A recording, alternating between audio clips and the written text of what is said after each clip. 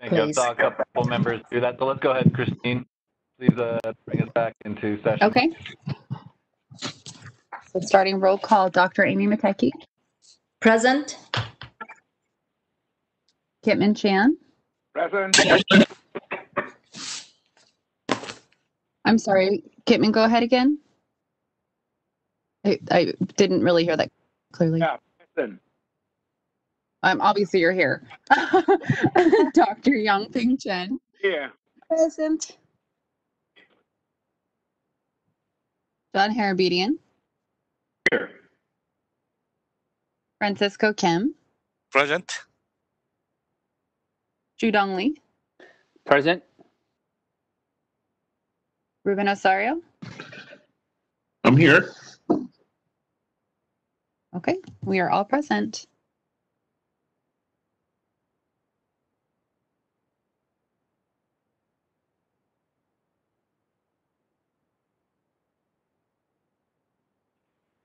Madam President, we have a quorum and we may proceed. Would you like me to take up item number 7, the Executive Officer's Report? Yes, please. I was mute myself. Yes, please. Thank you. Thank you, Dr. Matecki. Board members, for the first item, the budget update, you will note on the attachment our fund condition, and it is for fiscal month 11. Can everybody hear me? So this is from a couple months ago. We will have the year-end closeout in the next couple months, and we do ask that you bear with us. But you'll note the 1920 and the 2021 year, our reserves are present, but by the end of 2021 fiscal year, we will be running out. So we're really needing the fee change that will be that is going through the legislature right now. Sorry, I can't get you more current information. This is data that we were looking at before the last meeting. If there's any questions, I can address those. Otherwise, we'll bring up a more current report at the November meeting. I'll provide about 30 seconds for members to make a comment or a question.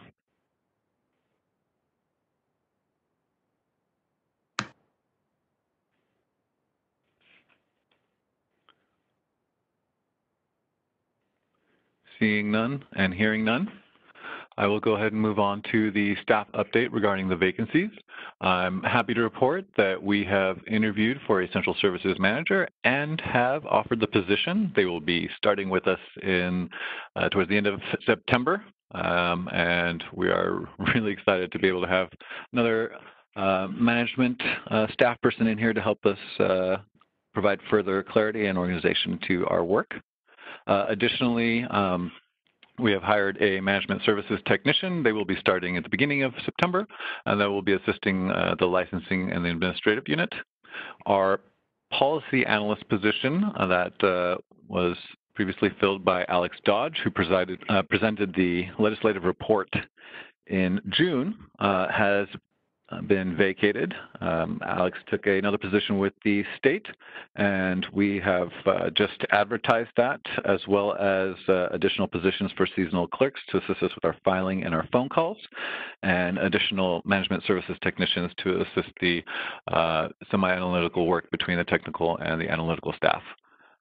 We are eager to get these additional staff people in and to continue on a number of the projects that we are heavily engaged in right now, which is why we have a lighter agenda for you for this meeting, and why we will be going to a bigger or larger list of items at the November meeting.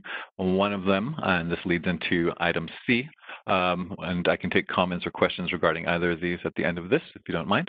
The business modernization update is that we're in the last lap of our projects to provide licensees and applicants the ability to submit applications and renew their licenses online. We are anticipating an early September start date, and we're just in that final stretch. And I want to thank our staff person, Beck Intelasco, as well as Jay Hurt, who's been carrying the load of all the testing and we're really excited to show what new services we can offer and how easier it will make it on our licensees as well as our applicants and our staff. So thank you for bearing with us, as a lot of this work is happening on the back end and doesn't show up during these meetings. So we're really hopeful that this will continue to improve our board functions. May I answer any questions from the board members or provide, if there any board members have any comments, I'm happy to hear them. I will leave the line open for 15 seconds.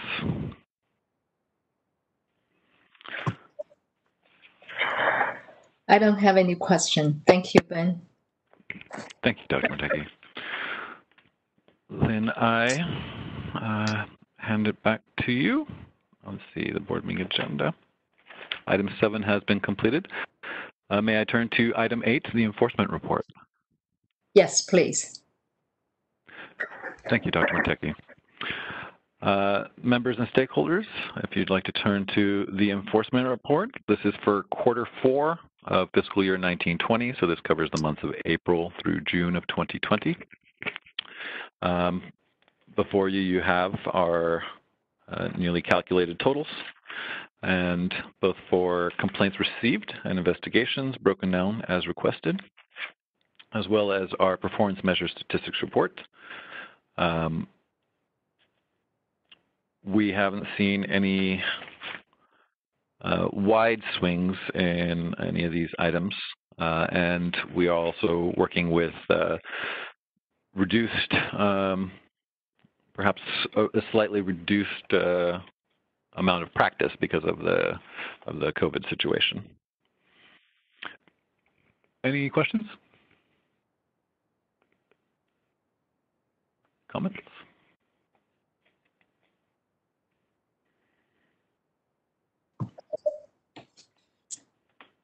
All right. Well then, we are ready to go to item number 9, Madam President. Yes. Madam President, this is Fred Chan Yu, legal counsel. Are we reserving public comments on item 7, 8, 9 all together, or are we doing it separately? We probably, after 8, we should do a public comments. Let's group it. What do you think, Ben? Sure. We can open up for items 7 and 8 for public comment now. If any stakeholders would like to comment on the budget report or the enforcement report. Moderator, if you would please open it up to public comment.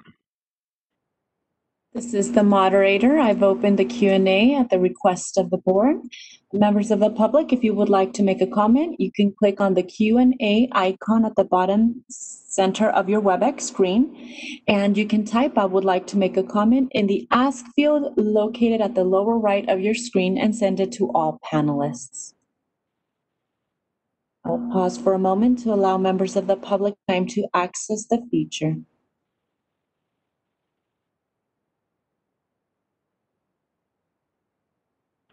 Again, for our stakeholders, these are public comments and 8, the fund condition and the enforcement report. No requests have been submitted at this moment. Would you like me to close the Q&A feature? Yes, please.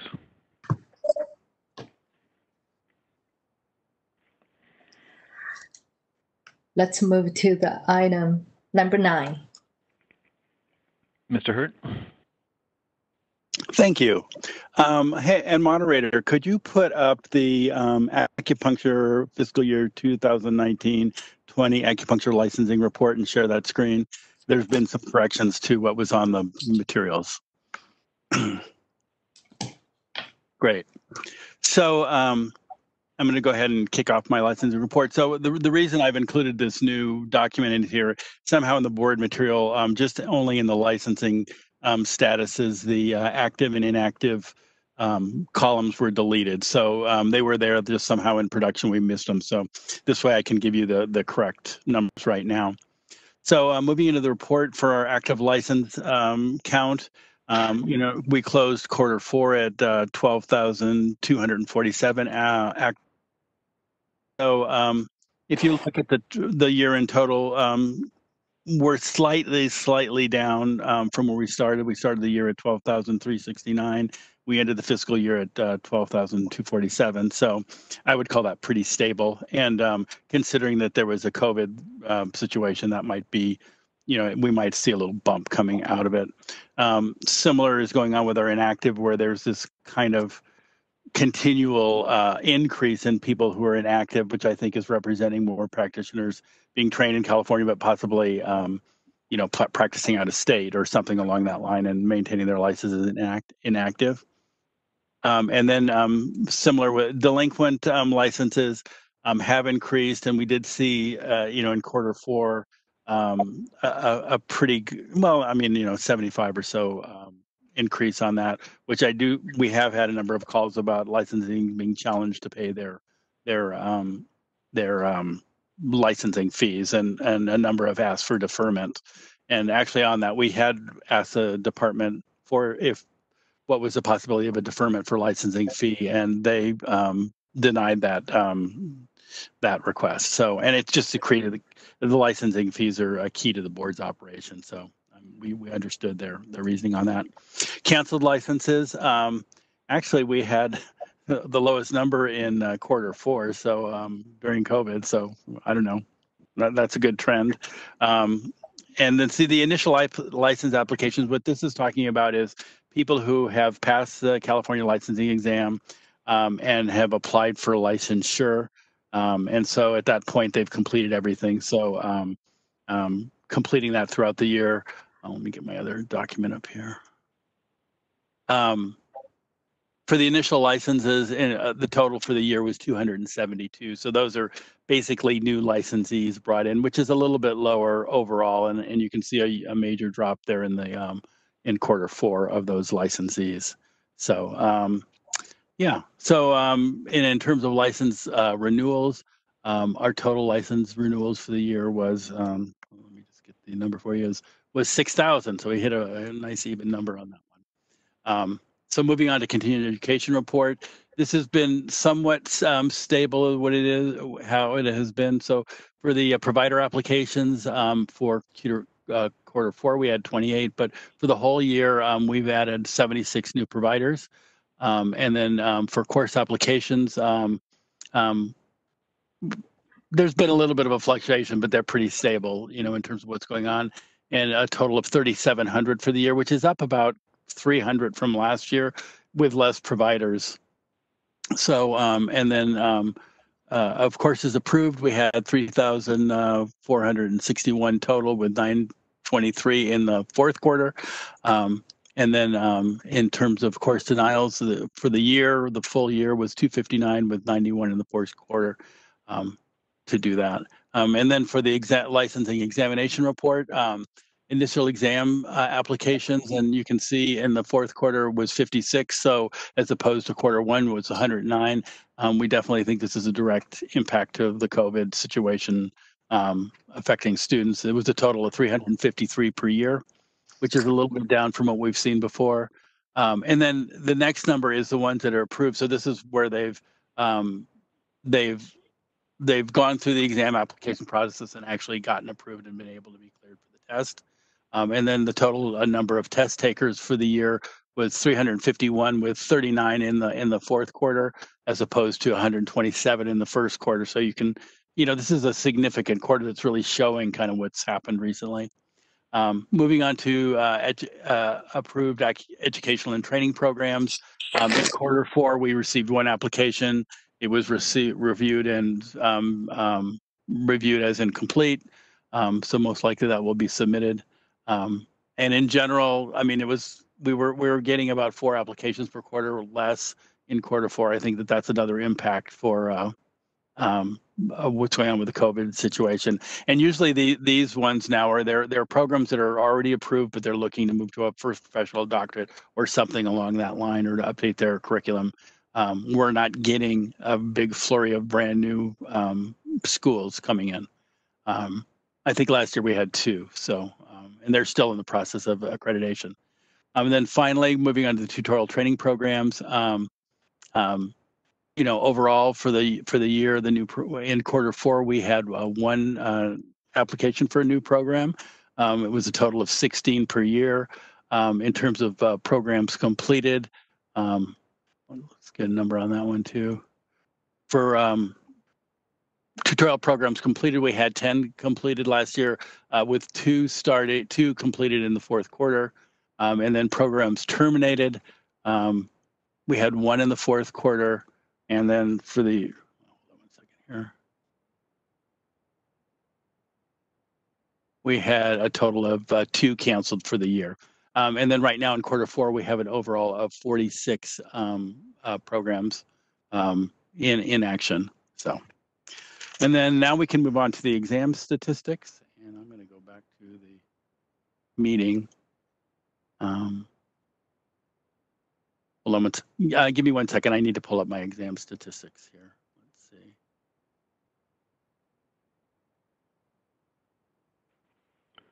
For our members and the stakeholders listening, we can now turn to the materials that was provided. If I'm understanding you correctly, Jay, we can use what was provided in the report. It was just the initial report that was challenged. Yes, exactly. Right. And I'm pulling that up because I didn't have it on my desktop right now.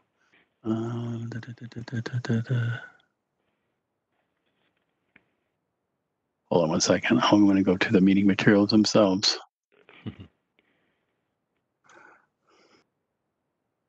Bear with me. Sorry, everybody, for my delay here.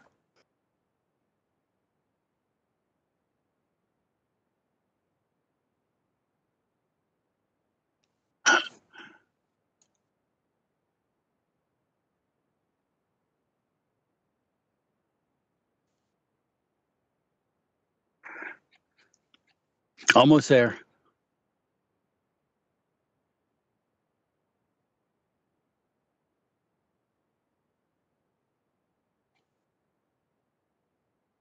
I'm getting there. I'm getting there.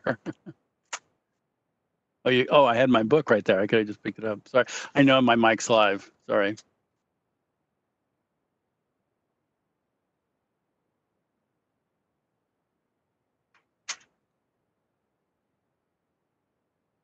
Okay.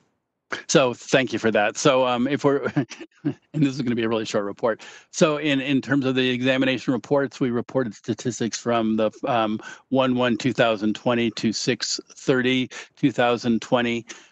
And our report overall for first-time test takers overall was 78%, and for all combined with first-time and retakers was 66. So those are reasonable numbers in terms of the way we're hoping to see the CALE perform. And then if we look at it by language, there was 89 passes overall and 38 fails, with an overall total of 70%. So, in speaking with OPES and with our exam staff, we feel like the test is performing the way it should be performed, and that it's kind of a culmination of moving to computer-based testing and have that be successful. And that concludes my report. Thank you.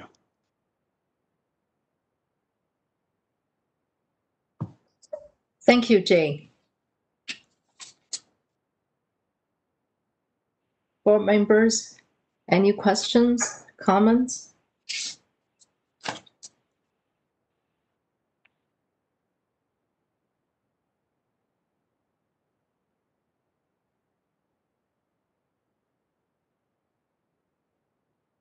I don't see any hands, but please just speak up.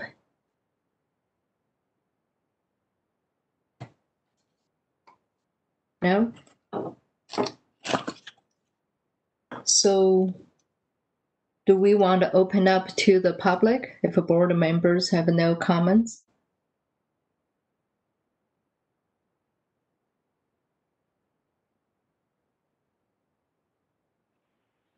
Moderator, go ahead and please open it up to public comment. This is the moderator. I've opened up the Q&A feature. Members of the public, if you would like to make a comment, please click on the Q&A icon at the bottom center of your WebEx screen and type "I would like to make a comment" in the Ask field and send it to all panelists. I'll pause for just a moment to allow members of the public time to access the feature.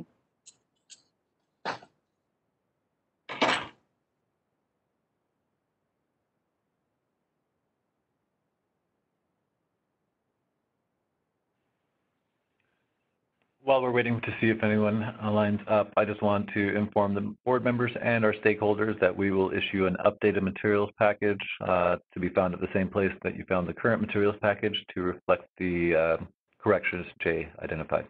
Thank you. Thank you. No requests were submitted. Would you like me to close the Q&A feature? Yes, please. Thank you. Dr. Mateki, we can move on to item number 10, legislative report. Yes, please. Thank you. Christine, if you would please lead us through this. And just a note to our members and stakeholders, we will be only covering items that changed, that were amended since the last time, and if the board took a position on them. If there was a watch position and it changed, we will report that it changed and allow the board an opportunity to weigh in if they would like to make a position based on that. And so we'll just identify any of the changes, and if you have any additional questions, we can address them at the end. Thank you. Thanks, Ben. So I'm just going to get started with the legislative calendar and pointing out the important dates that are upcoming.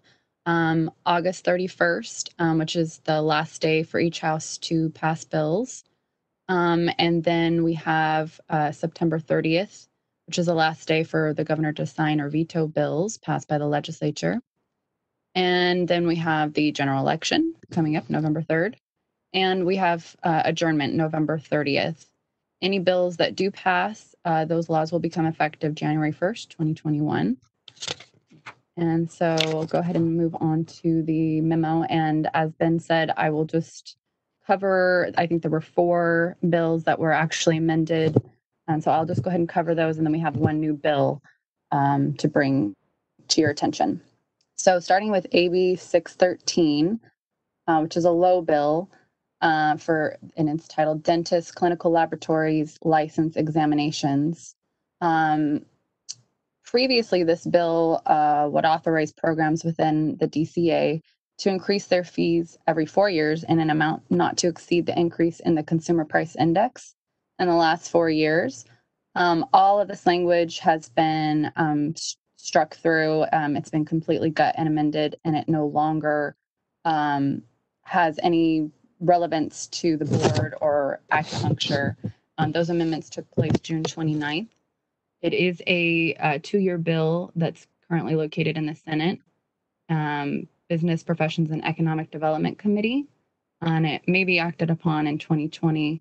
And just as a quick summary as to the bill, it just expands the definition of laboratory director to include licensed dentists.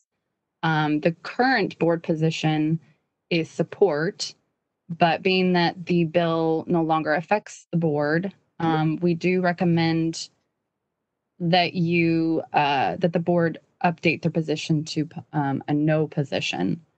So I don't have any recommended language right here, but if you want to refer to some recommended motion language, you can go to the last page of the memo, which is page 10. And there is some recommended motion language. You would just want to change the actual position to no position, the bill number, and then as the actual amendment date. So that's only if you do want to change your position, which is recommended by staff, being that it, I don't know if you want to show support anymore. Are there any questions or comments on this bill?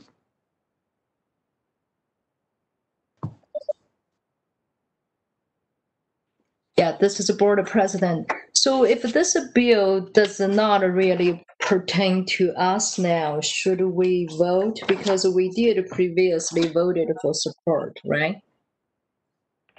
Indeed, I would recommend the staff recommendation. Okay.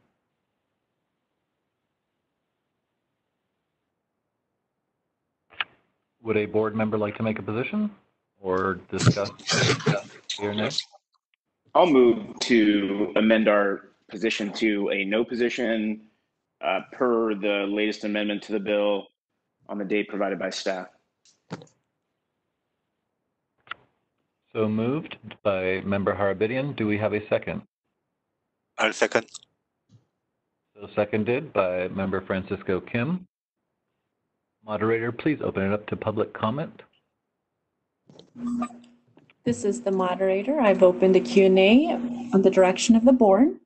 Members of the public, if you would like to make a comment regarding this item, please click on the icon with the Q&A at the bottom of your screen and type, "I would like to make a comment" in the Ask field and send it to all panelists.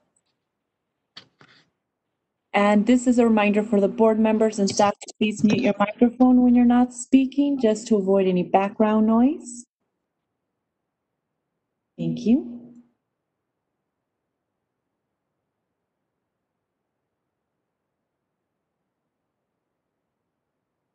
No requests have been submitted. Would you like me to close the Q&A feature?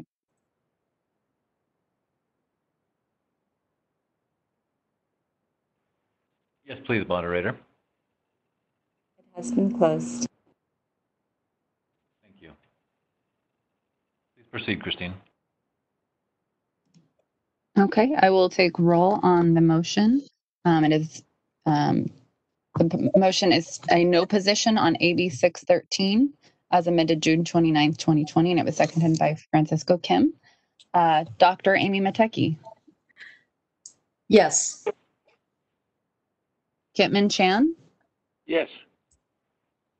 Yongping Chen.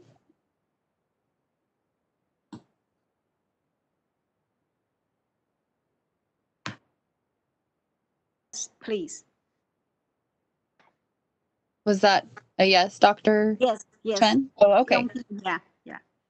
John Harabadian.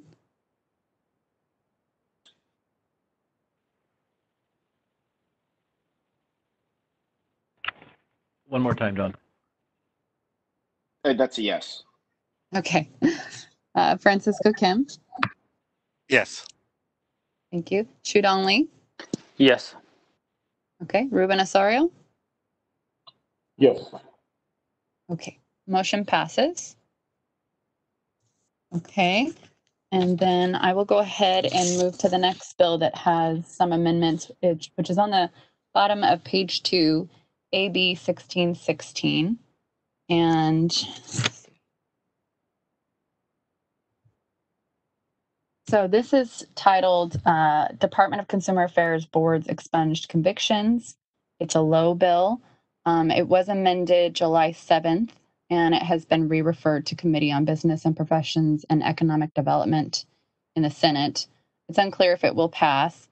Previously, the bill only required boards to update or remove information on their website within 6 months of the board receiving an expungement order related to a revoked license when it was revoked due to a conviction.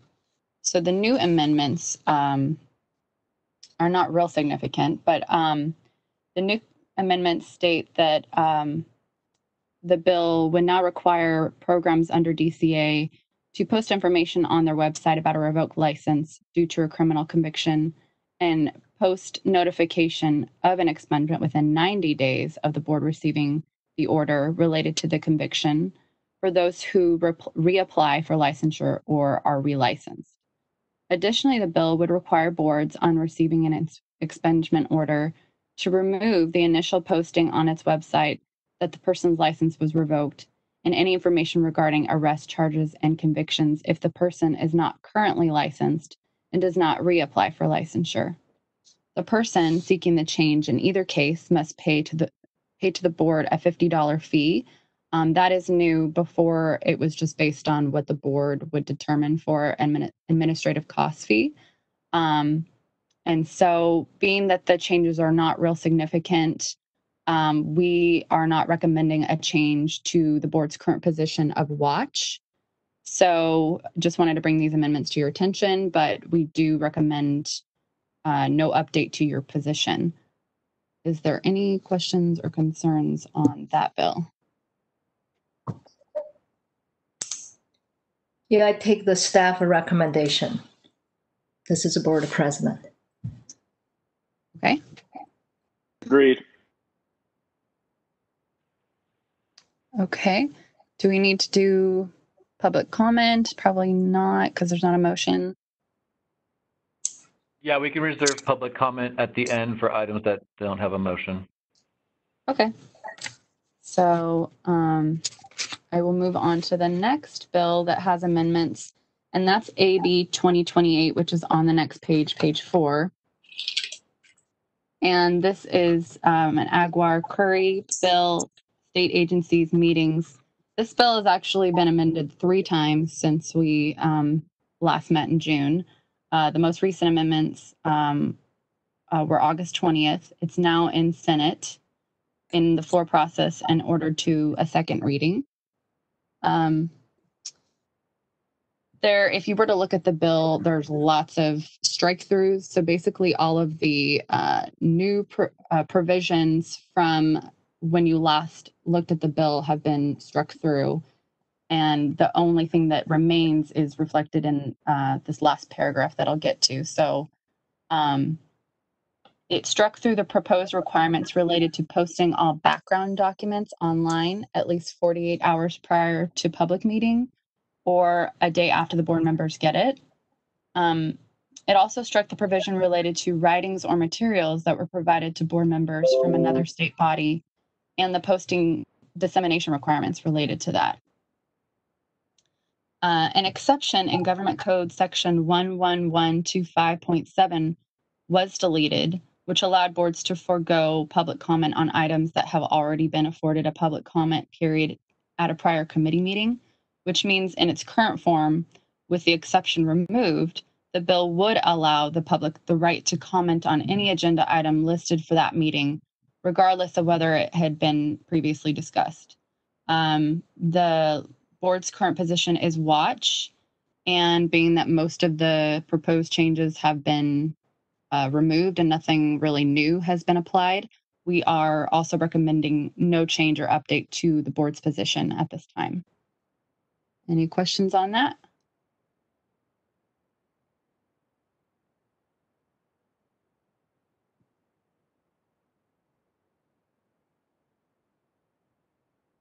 Okay, I will just go ahead and move on, or maybe I should wait to be sure that you guys are okay with not updating the position. Yes, this is the board president. I supported the recommendation from the staff. Okay. Thank you. I'll go ahead and move on.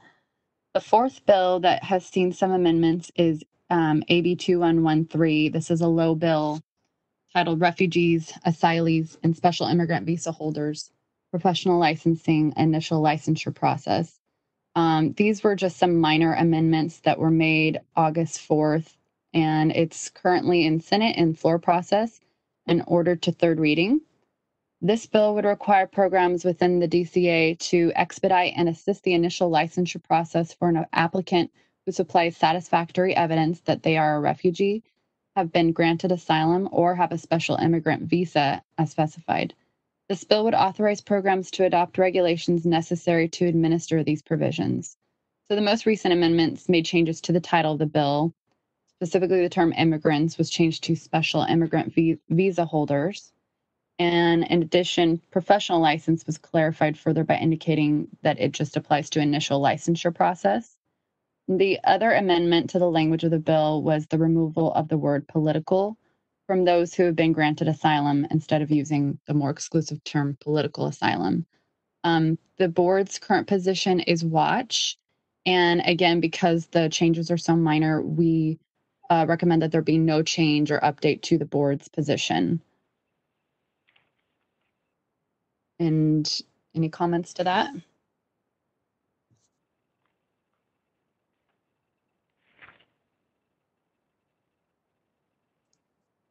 Are we okay with not updating the position? It would be helpful for a board member to make a statement just so that we can have it on the record. That no change is okay? No change is good with me. It's hard to beat you. Thank you, John. No change. Yeah. Okay, great. No change. You're from Yongping. Okay.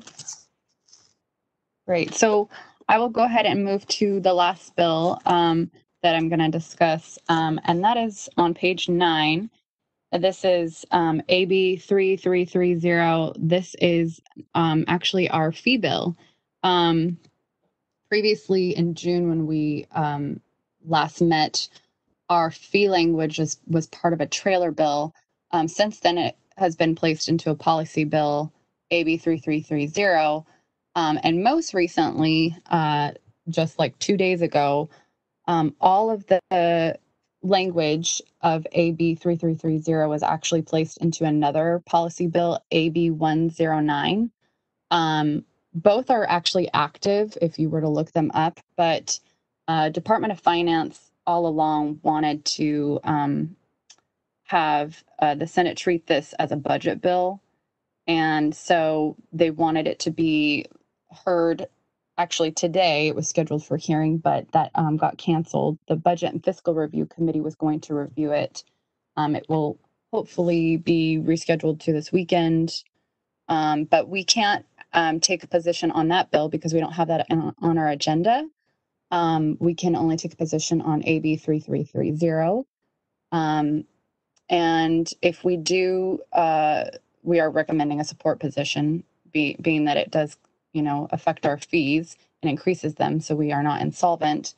If we make a motion, I would recommend that we also state support for the bill, but also support for the language as it relates to acupuncture fees, so we can convey that if that bill ends up being struck through and only retained in AB 109.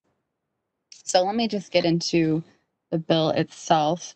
As stated, it is the legislative vehicle for the fee changes. The bill does raise and set various acupuncture fees in statute pursuant to the fee language that the board already reviewed last year during its August board meeting.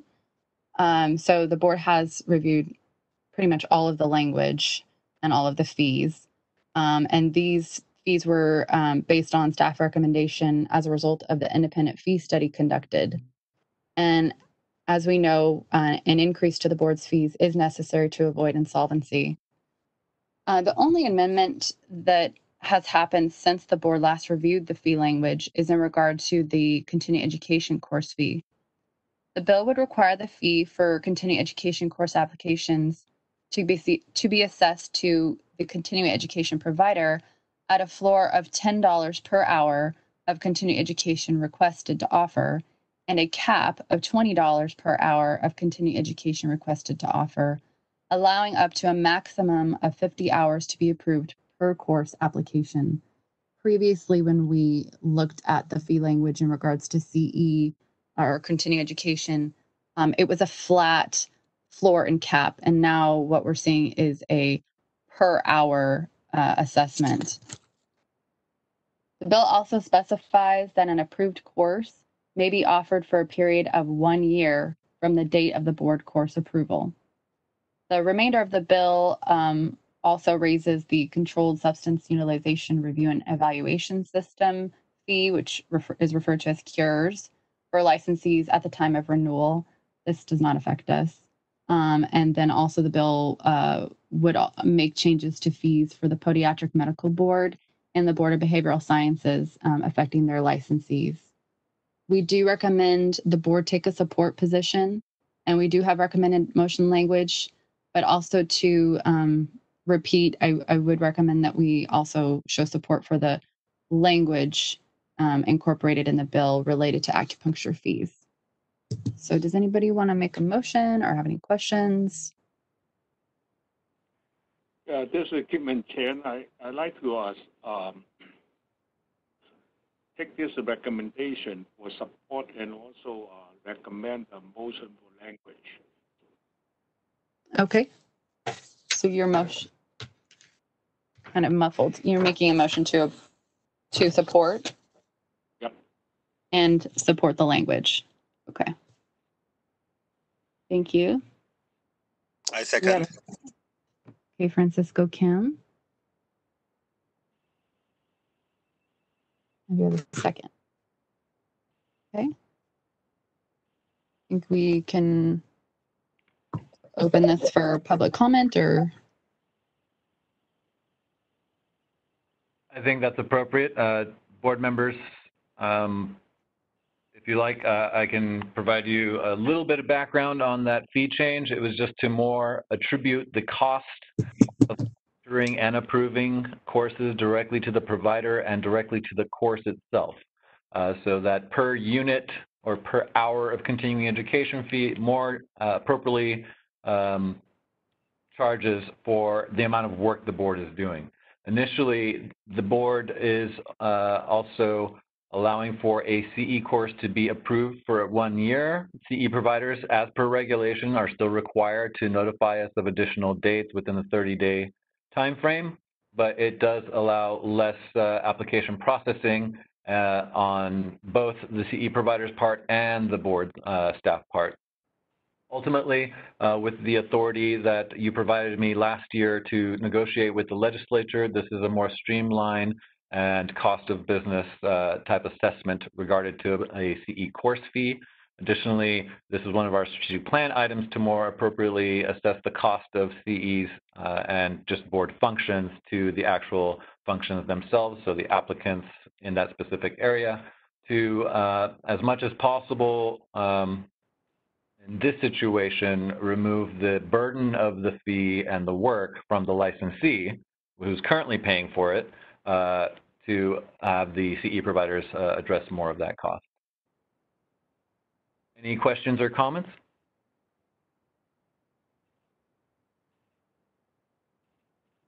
Hearing none, let's go ahead, moderator, and open it up to public comment. This is the moderator. I've opened up the Q&A feature of the request of the board. Members of the public, if you would like to make a comment, click on the Q&A icon at the bottom center of your WebEx screen and type "I would like to make a comment" in the Ask field and send it to all panelists. Pause for a moment to allow members of the public time to access the feature. Thank you, moderator. And just a reminder to those listening, this motion is to support the fee bill and associated language in whatever bill it may appear regarding to acupuncture fees. No requests have been submitted at this time. Would you like me to close the Q&A feature? Please do so. And Christine, let's go ahead and take a roll call vote. Okay. Dr. Mateki? Yes. Okay. Kitman Chan? Yes. Yongping Chen? Yes. John Harabedian?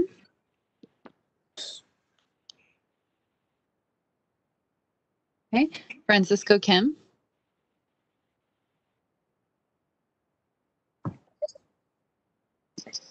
Christine, this is a Yeah. board president. I think sometimes there is a little bit of trouble with the mute and unmute. I would give the board member a little bit of time. I'm sorry. Yeah, I just, there is a little bit of problem with the unmute. Okay, so thank you. Okay.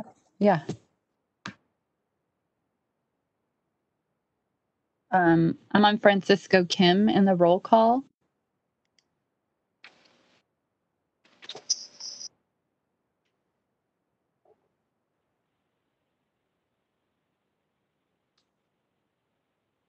Okay, I can move on and circle back. Shudong Lee? Yep. Okay. Ruben Osorio? Yes. I'm sorry. This is Francisco Kim. Yes, I just unmute. Okay. Okay, perfect. Thank you. Yeah. Okay, so the motion passes. Support for AB 330 and the fee language. Thank you. And that concludes my report. If there is any, I guess, further comment on any of the other bills, they are agendized, but that's all I'm going to speak to at this point. Thank you. Thank you, Christine. As a note to board members, because we were able to hold the board meeting on Thursday today, we will be able to issue our position papers on the new positions we've taken to the legislature tomorrow. So we'll make sure that they receive this information. And we're open to any board member questions or comments on other these or other bills listed here. I'll go ahead and give 15 seconds to see if any board members have any comments. If board members are having challenges with the mute button, please raise your hand. Otherwise, we will take your silence and no raised hand as yay to proceed.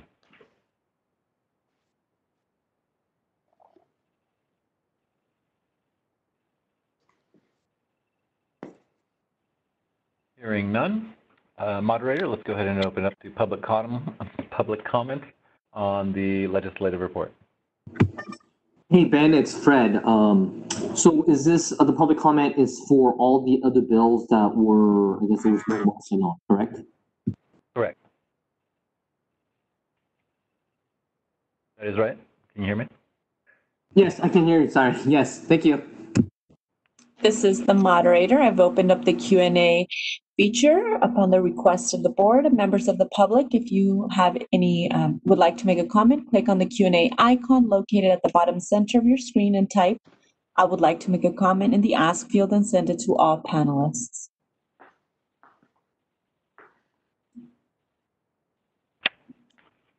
Thank you, moderator. We'll go ahead and wait a few seconds. Yes, I have an individual stating that they have a generic comment, so I believe it might not be related to this one, to this agenda item. That can be left for future agenda items at the end of the meeting. The public commenter has a comment. Please have them retype in as requested. I would like to make a comment. Thank you. Okay, thank you.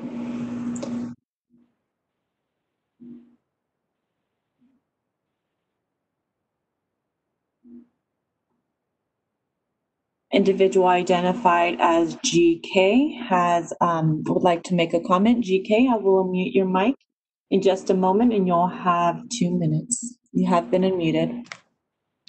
I would only like to recommend the board members, especially the Education and Research Committee meeting on the acupuncture schools, read through and keep a watch on Bill AB 2288. This bill, sponsored by Assemblymember Lowe, has just passed out of the Senate appropriation and moves to the full Senate for approval. It is basically adding a section 2786.3 to the Business and Professions Code relating to healing arts and declaring urgency thereof. Though this bill does not pertain to acupuncture per se, it deals with what nursing schools can do to provide direct patient care and clinical practice training to students during a pandemic situation or other future state emergencies. And as nursing school training very closely mirrors acupuncture, I feel to a certain extent that the many recommendations and languages outlined in this bill will help the acupuncture schools and students in pursuing such changes for the clinical practice and training. Again, the bill I recommend to read and keep a watch is AB 2288. Thank you. No further requests were submitted. Would you like me to close the Q&A feature? Yes, please. It has been closed. Thank you so much, moderator.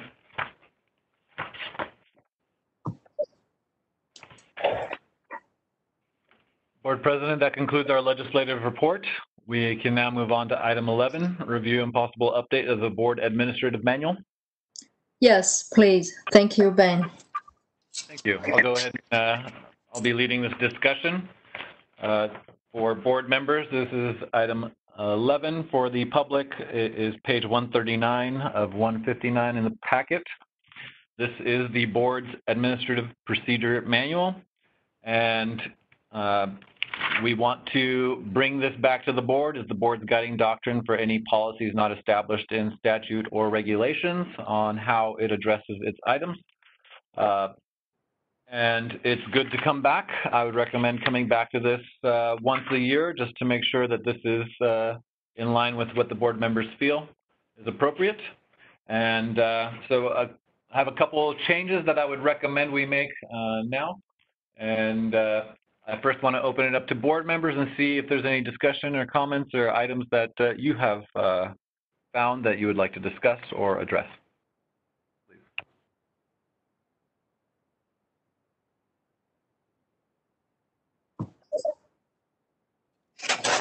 This is a board president.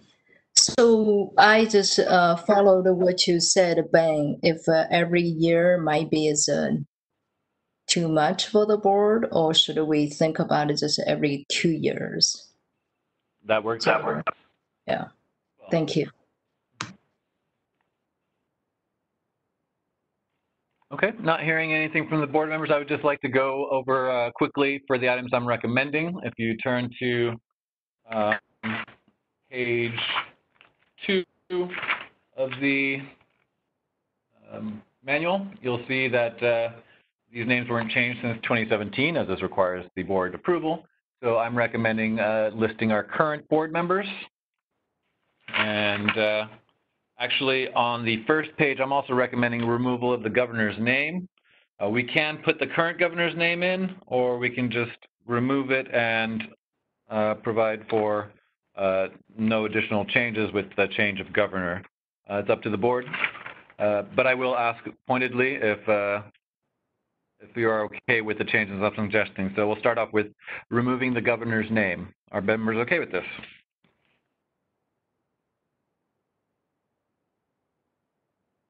One yes will suffice if no one else says no. I'm okay with it. Thank you, Francisco. Board member name change?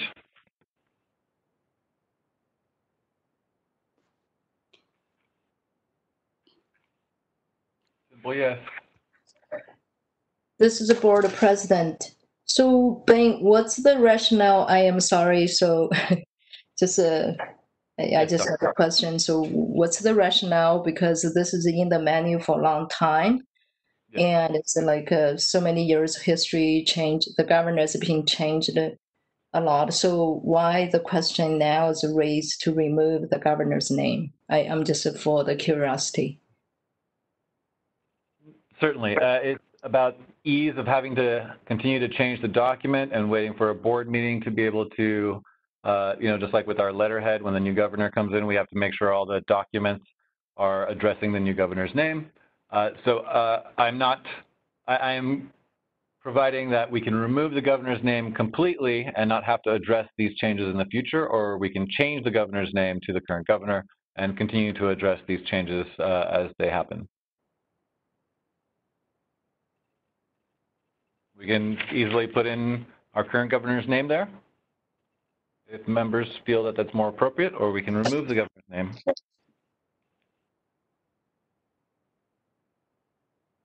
So how the board member think about, if we're going to just follow with the current governors?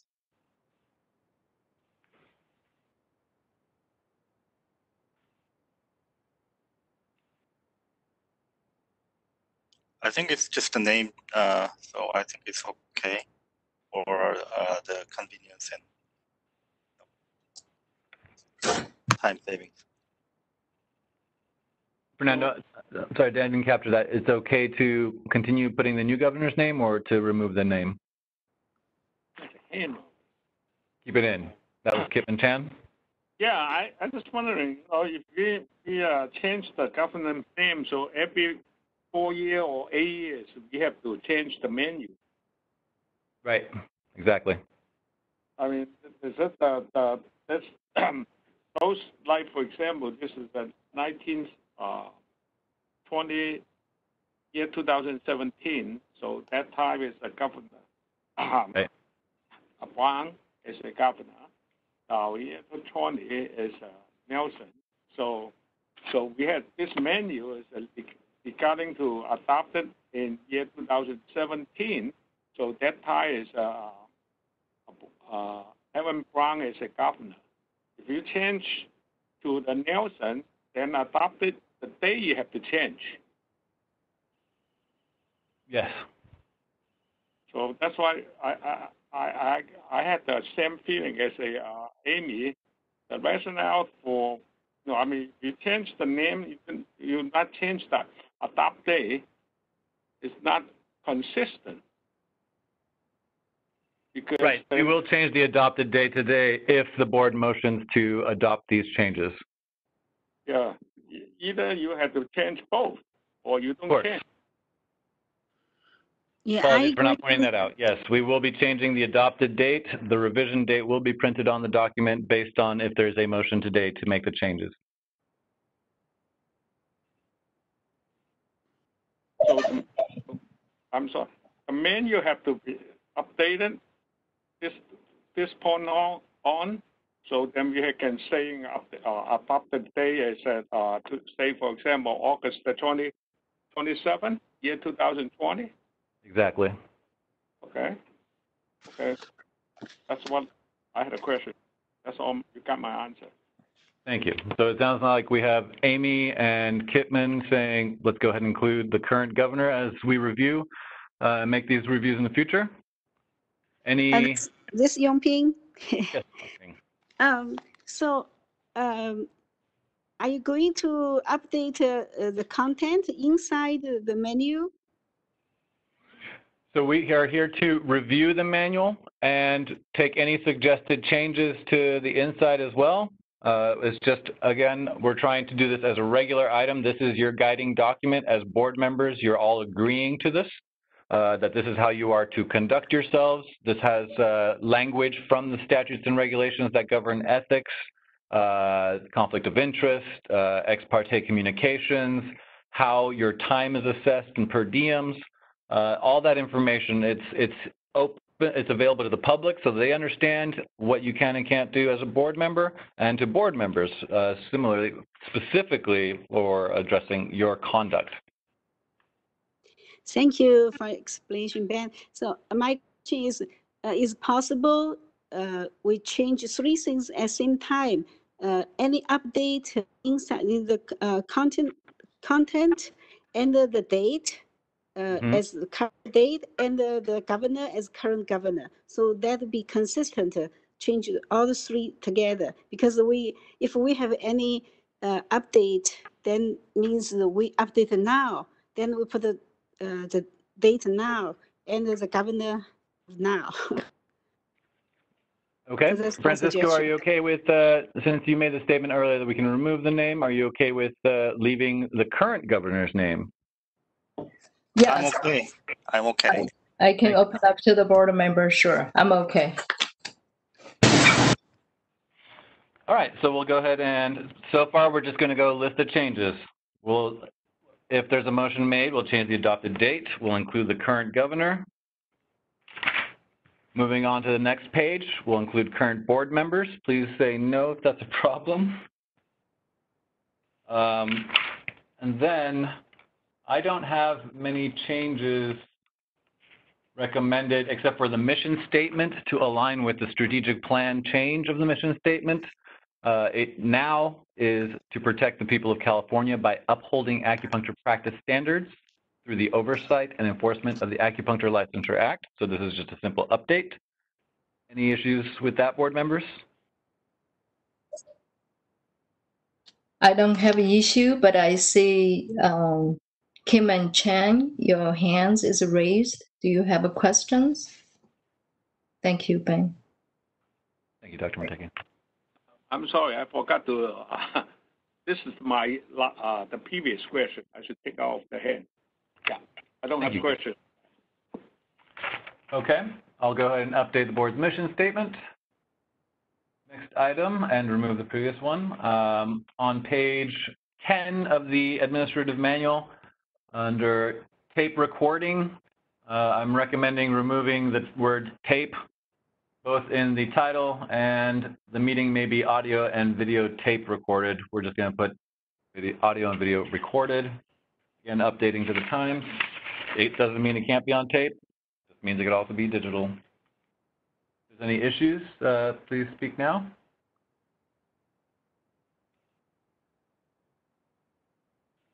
Hearing none. We move on to page 11. Under the public comment section, this was not updated back in 2017, and I believe it was in 2016 where we started with 3-minute public comments, only because there was a lot of material that we've been covering. It's part of why we also moved to a 2-day meeting to provide enough time. My recommendation may be limited by the president as called for by the president.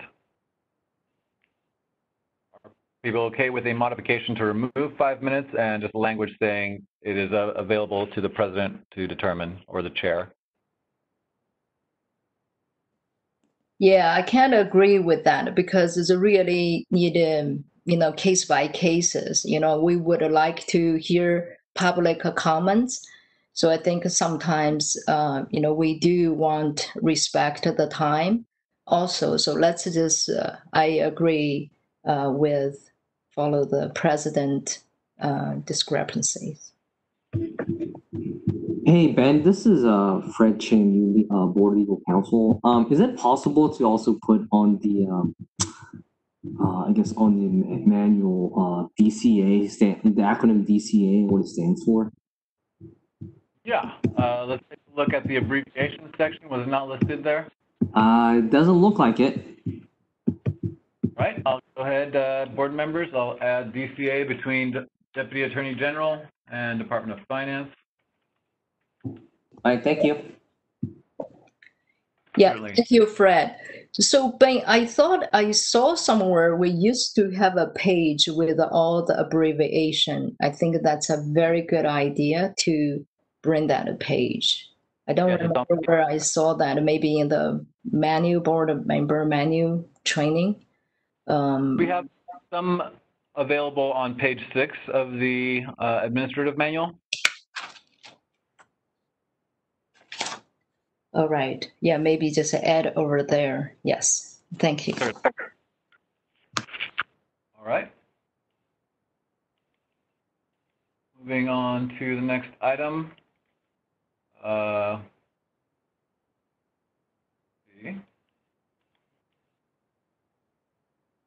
The next item I want board members to contemplate is on page 15 of the administrative manual.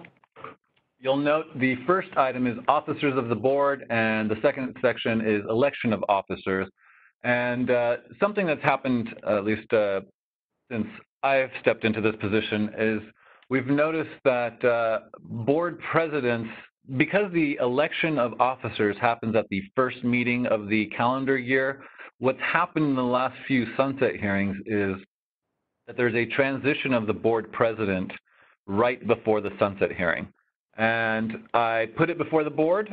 If this is how the board would like to address this, this is fine, but I am suggesting, just so that there's continuity, and that president who has presided over the last year's session is in attendance at the sunset hearing, I recommend that we change the first 2 items in accordance with that, such that the first item will read, the board shall elect a president and vice president, period, remove the first meeting of the year portion, and then the election of officers will now read, elections of the officers shall occur annually at the second meeting of each calendar year or the first meeting after a sunset hearing if during a sunset hearing year, period.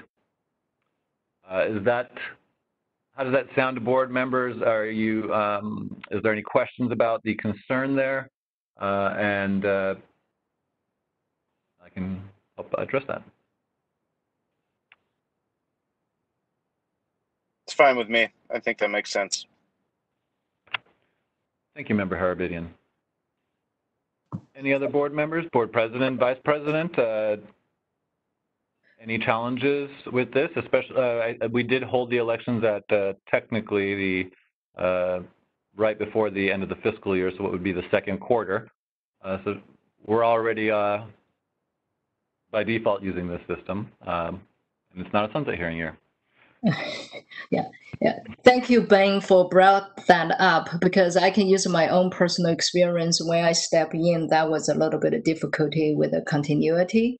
I think this is a good idea, especially in the sunset years. But I want to open up to other board members. Thank you. Thank you.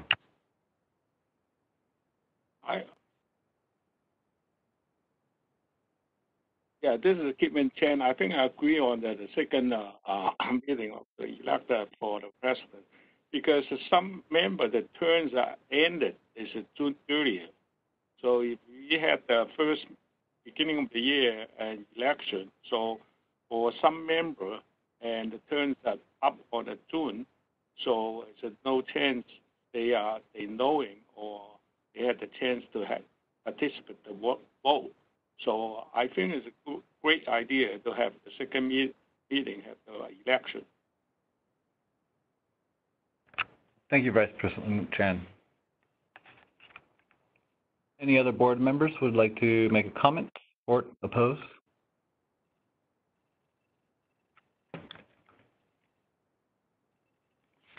Hearing none, I can move to the next item.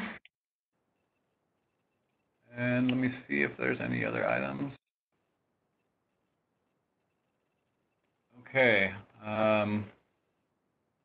So additionally, let's see, I don't believe there's any, there's a non-technical, so I will ask for, I'm sorry, non-substantive, I would ask for permission to address like spacing and formatting as well, apostrophes in the right place. For example, on page 21 in item 3 at the top of the page, on the second line, the appointee's private gain or advantage, it should be personalized, so apostrophe S as opposed to plural. But I wanted to, since we are reviewing and discussing the board's administrative manual, I wanted to take a moment to read the ex-parte communications, as there was some public comments made at the previous meeting regarding board members speaking outside of the appropriate context, and we have not received any evidence as such. So what we're going to do is just review what the expectation is. Board President, may I proceed? Yes, please. Thank you. Stakeholders, board members, please bear with me as I'm reading this out. The government code contains provisions prohibiting ex parte communications. An ex parte communication is a communication to the decision maker made by one party to an enforcement action without participation by the other party. While there are specified exceptions to the general prohibition, the key provision is found in subdivision subsection A, of section 11430.10, which states, quote, while the proceeding is pending, there shall be no communication, direct or indirect, regarding any issue in the proceeding to the presiding officer from an employee or representative of an agency that is a party or from an interested person outside the agency, without notice and an opportunity for all parties to participate in the communication. Board members are prohibited from an ex parte communication with board enforcement staff while a proceeding is pending. Occasionally, an applicant who is being formally denied licensure or a licensee against whom disciplinary action is being taken will attempt to directly contact board members. If the communication is written, the person should read only far enough to determine the nature of the communication. Once he or she realizes it is from a person against whom an action is pending, they should reseal the documents and send them to the executive officer. If a board member receives a telephone call from an applicant under any circumstances or licensee against whom an action is pending, he or she should immediately tell the person they cannot speak to them about the matter and inform the executive officer and the board's legal counsel. If the person insists on discussing the case, he or she should be told that the board member will be required to recuse him or herself from any participation in the matter. Therefore, continued discussion is of no benefit to the applicant or the licensee. If a board member believes that he or she has received an unlawful ex parte communication, he or she should contact the executive officer and the board's legal counsel. Thank you for bearing with me. And in this situation, and legal counsel, Fred, if you can also step in to provide any greater clarity. This right here is framed more from respondents or those who have actions against them. This applicants or licensees who have actions against them from communicating with the board members.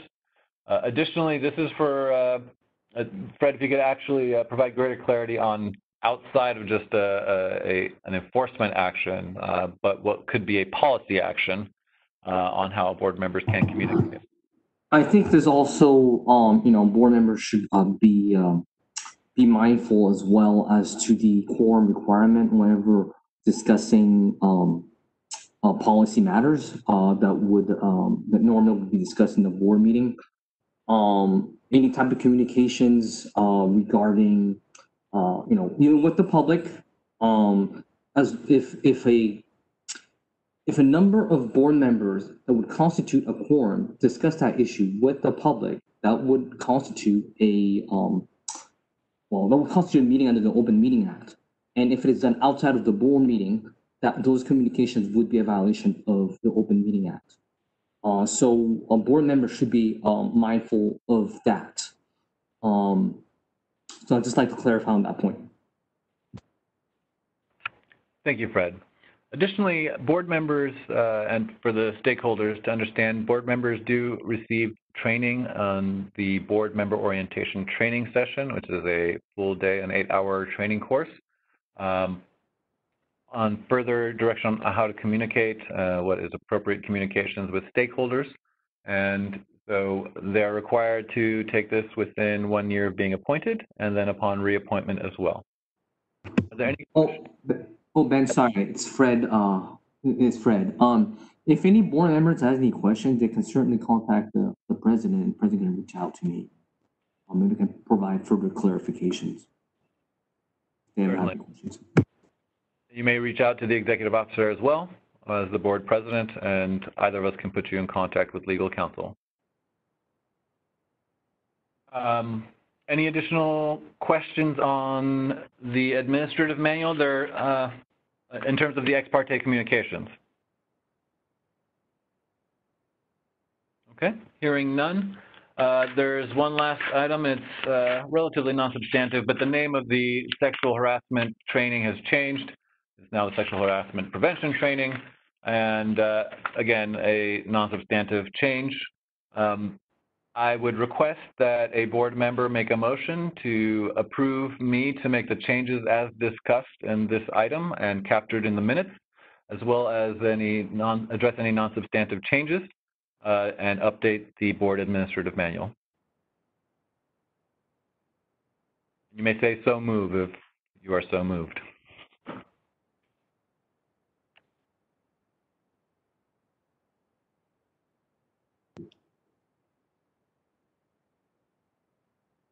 Moved. Sorry, I heard a voice come in just at the very end without any further details. So moved. Thank you so much, Mr. Herbedian. We have a second. I second, Yongping. Thank you, Dr. Chen. Hey, Ben, it's Fred again. I'm sorry. Is this the motion to adopt all of the changes that has been just discussed? That is correct, Fred. Okay, we add one more change to the list. And that has to do with make revisions as to gender. I believe that the manual has uses the he or she pronoun, and I think from legal's perspective, maybe change it to the board member. And I guess the suggested language would be to authorize the executive officer to make the appropriate revisions throughout the manual as to that issue. Understood. So you're requesting the authority to make gender pronouns, to remove gender pronouns and replace them with board member. The board member, correct. Understood. Board member, Member Harabidian, are you okay with this amendment? Yeah, accepted. Thank you. Member Kim, are you okay with this amendment? Yes. Thank you. Moderator, let's go ahead and open it up for public comment. I'm sorry, one moment. Board members, were there any additional comments made to make? Yeah, Ben, this is a board president. I think maybe it's a Yongping Chen second, right? Oh, yes, thank you. I apologize. Dr. Chen, are you okay with the amendment? Yes. Thank you. Thank you. Hearing no further comments from the board members, let's go ahead and open it up for public comment on the motion to make the changes discussed to the administrative manual. This is the moderator. I've opened the Q&A on the direction of the board. Members of the public, if you would like to make a comment, click on the Q&A icon located at the lower part of your WebEx screen and type "I would like to make a comment" in the Ask field and send it to all panelists. I'll pause for a moment to allow members of the public time to access the Q&A feature.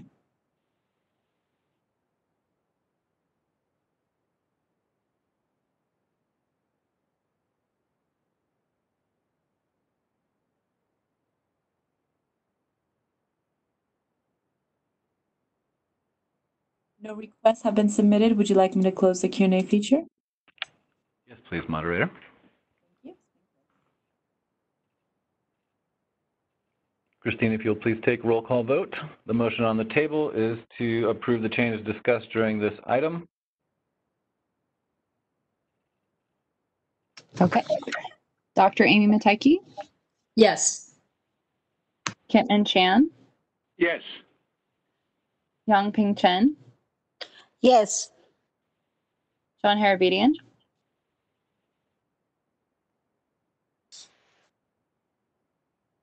Yes. okay, thank you. Francisco Kim, Yes. Shudong Lee, Yes. Ruben Osorio. Yes. Motion passes. Thank you. Thank you kindly, Christine. Madam President, item 11 is done. Would you like to take a break or move on to item 12? How board member feel like? You guys want 10 minutes break? Maybe we should come back at 2:15. Yes? Okay. Yes, please. Okay. Thank you. Thank you. Yeah. Let's do that. Let's Thank you, take a break and we reconnect at 2:15. Thank you. Thank you, Ben. Cheers. We'll be back, stakeholders.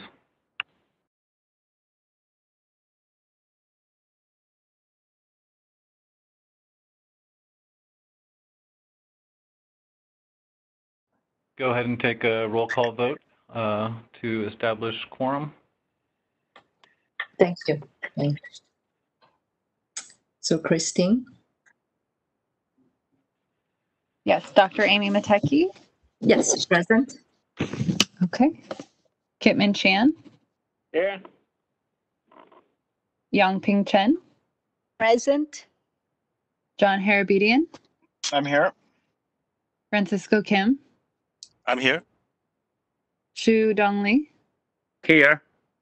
Ruben Osorio. Present. Okay, we have a quorum. Thank you, Christine. So thank you, Ben, for help review the board administrator manual. So now let's move on to agenda item 12, Consumer and Professional Association reports. And moderator, would you help the public, please? Thank you. For the stakeholders presenting during this item, if you are a member of a professional association representing the profession, please state your name and the group or people you are representing and provide us any updates that your association or group may have. Thank you. This is the moderator, so I will be opening up to public comment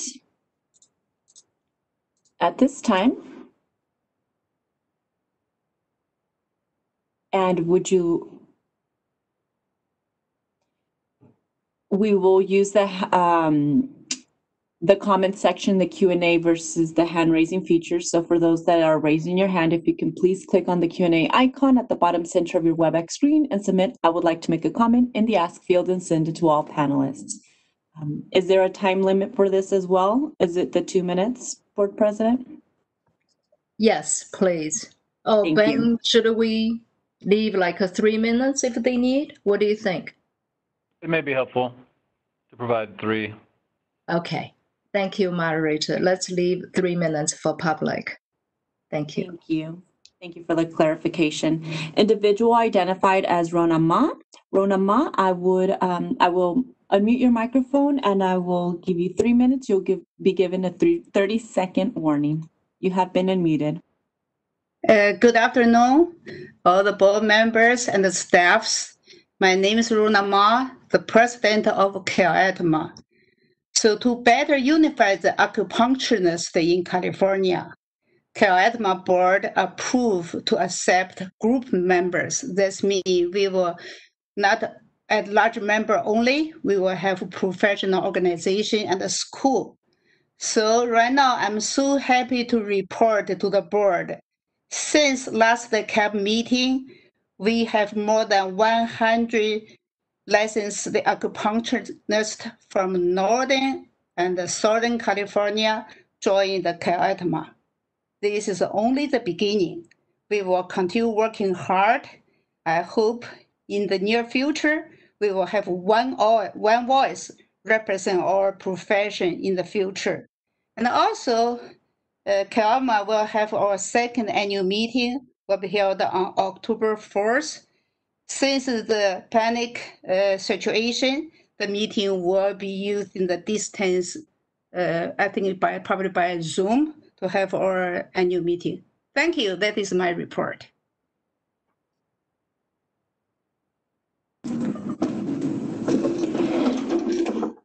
Individual identified as Nell. Nell, I will unmute your microphone in just a moment. You'll have 3 minutes. You have been unmuted. Hi, this is Nels Mercina. I'm the president of CSOMA. We have our annual membership meeting coming up on Sunday, September 13th from 10 to 11, and we'll be previewing our legislative agenda that we hope to roll out this fall for the next session. We will absolutely be looking into scope, something the board has clearly stated is not in their purview, and we hope to collaborate with a lot of the colleagues who spoke today about the concerns with our scope. So we're looking forward to that collaboration, and we're excited to welcome David Quackenbush to help with this effort and our lobbying efforts. We also are in the process of printing our most recent issue of our journal, Journal of Acupuncture and Integrative Medicine. This issue focuses on acupuncture in hospitals. And we've recently revamped our corporate sponsorship opportunities and membership benefits to really meet the needs of our members at this time. One example of that would be our monthly CEs that we've been offering complimentary to members as a benefit, and they're still available to other practitioners at a reduced rate to just honor the situation that's going on with COVID and how that's affecting practitioners financially. And thanks to all of these efforts, we've seen over 20% growth since the start of March for our association, and we anticipate that will continue. Thank you. This is the moderator. No further requests have been submitted. Would you like me to close the Q&A feature? Let's give another minute. Thank you, moderator. Yes.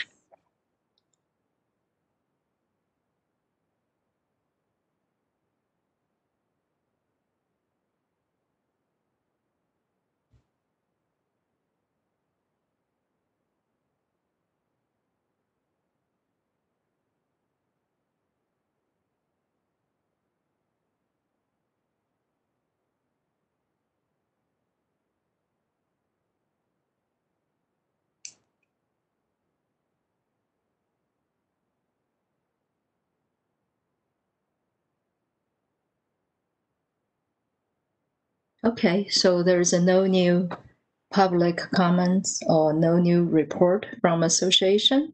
Board President, noticing a attendee that is raising and lowering their hand, Golden Clinic 8. Can we give Golden Clinic 8 a chance to make a comment? I'm not quite understanding. Yes, please. Moderator, please go ahead and call on them. Your microphone has now been unmuted. Oh, okay. Thank you. My name is Steve Liu. Today is my great honor to join this meeting. I am the chair of CAVA, California United Acupuncture Association. This is my first time to join this meeting, so I would like to appreciate and my grateful to this board. And our association is roughly, we have around 200 members now, and is still growing.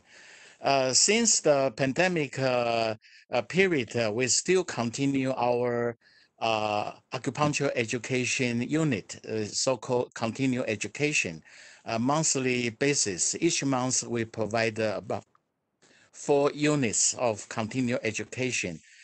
based on Zoom, on webinar type of online lectures. And we feel it is not significant enough. Once the quarantine situation is being clear, and we were starting to have our on-site continuing education. So then we were able to have Ex-Parte to demo how to do the TCM diagnosis and the acupuncture treatment. Yes, that's all I want to report from now. And thank you for all. Thanks again.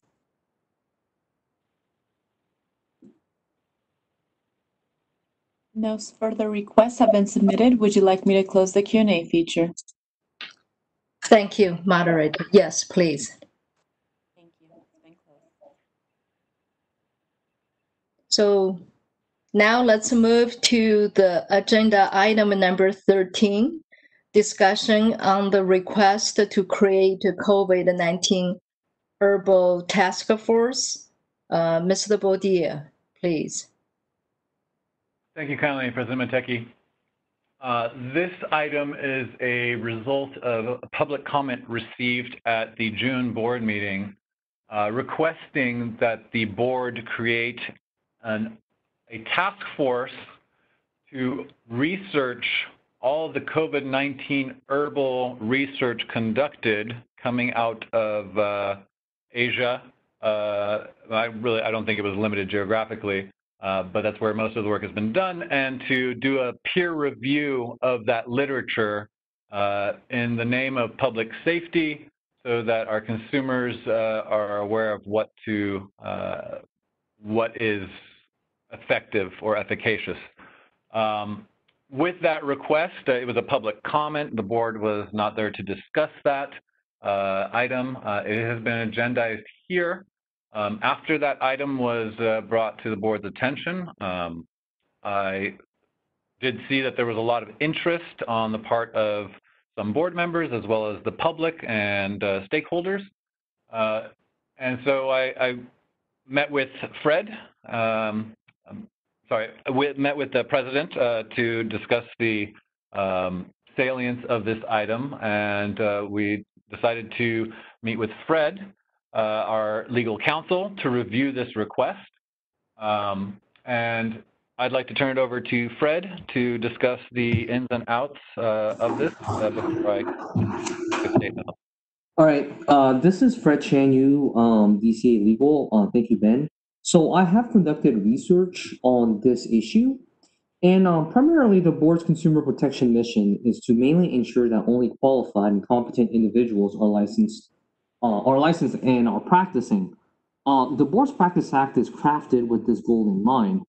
The board's authority is really limited to its Practice Act, and that's found in Business Professions Code section 4928 subdivision A. I've looked through the board's Practice Act, and I could not find any provision that would allow the board to engage in any type of research activities concerning these herbal medicinal products. And also haven't found any provision that would allow the board to engage in any type of peer review of articles concerning these products as well. I believe that acting in excess of its jurisdiction could place the board in a difficult position. And raise significant legal issues. Therefore, DCA Legal's position is that the creation of such a task force as proposed in last meeting would be in excess of the board's statutory authority. We'll leave it at that. Thank you, Fred.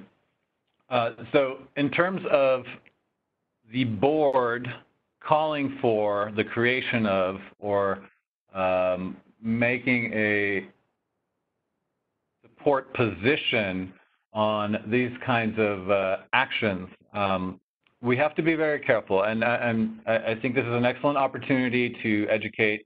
It was definitely an educational moment for me. In terms of the role of the board, as Fred just outlined, and where the board can involve itself. It sounds like from the original request, which has changed, as was attested to this morning by Dave Grinnell during the public comment, the form has changed and we don't know what form that has taken.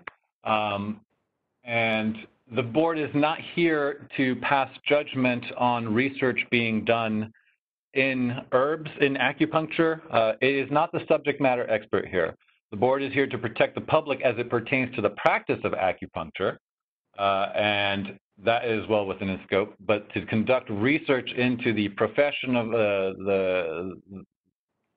into the profession's practice on what's the most efficacious treatments, that lies solely with the profession and the researchers and perhaps the academics of acupuncture. That said, I wanted to open it up to board members to ask any questions or to provide their comments. Is there any confusion here? Would you like any clarification? Thank you. Thank you, Ben, and thank you, Fred, for what you have stated here. And I see Vice President Kidman Chang, your hands is raised. Did you want to speak? Yeah, this is Kidman Chang. Can the board make a motion encourage those professionals at the school to create this herbal research task force and to do some work and get some data if the board needed? Is that, can we do that, or this is not the board authority to ask for? This is Fred.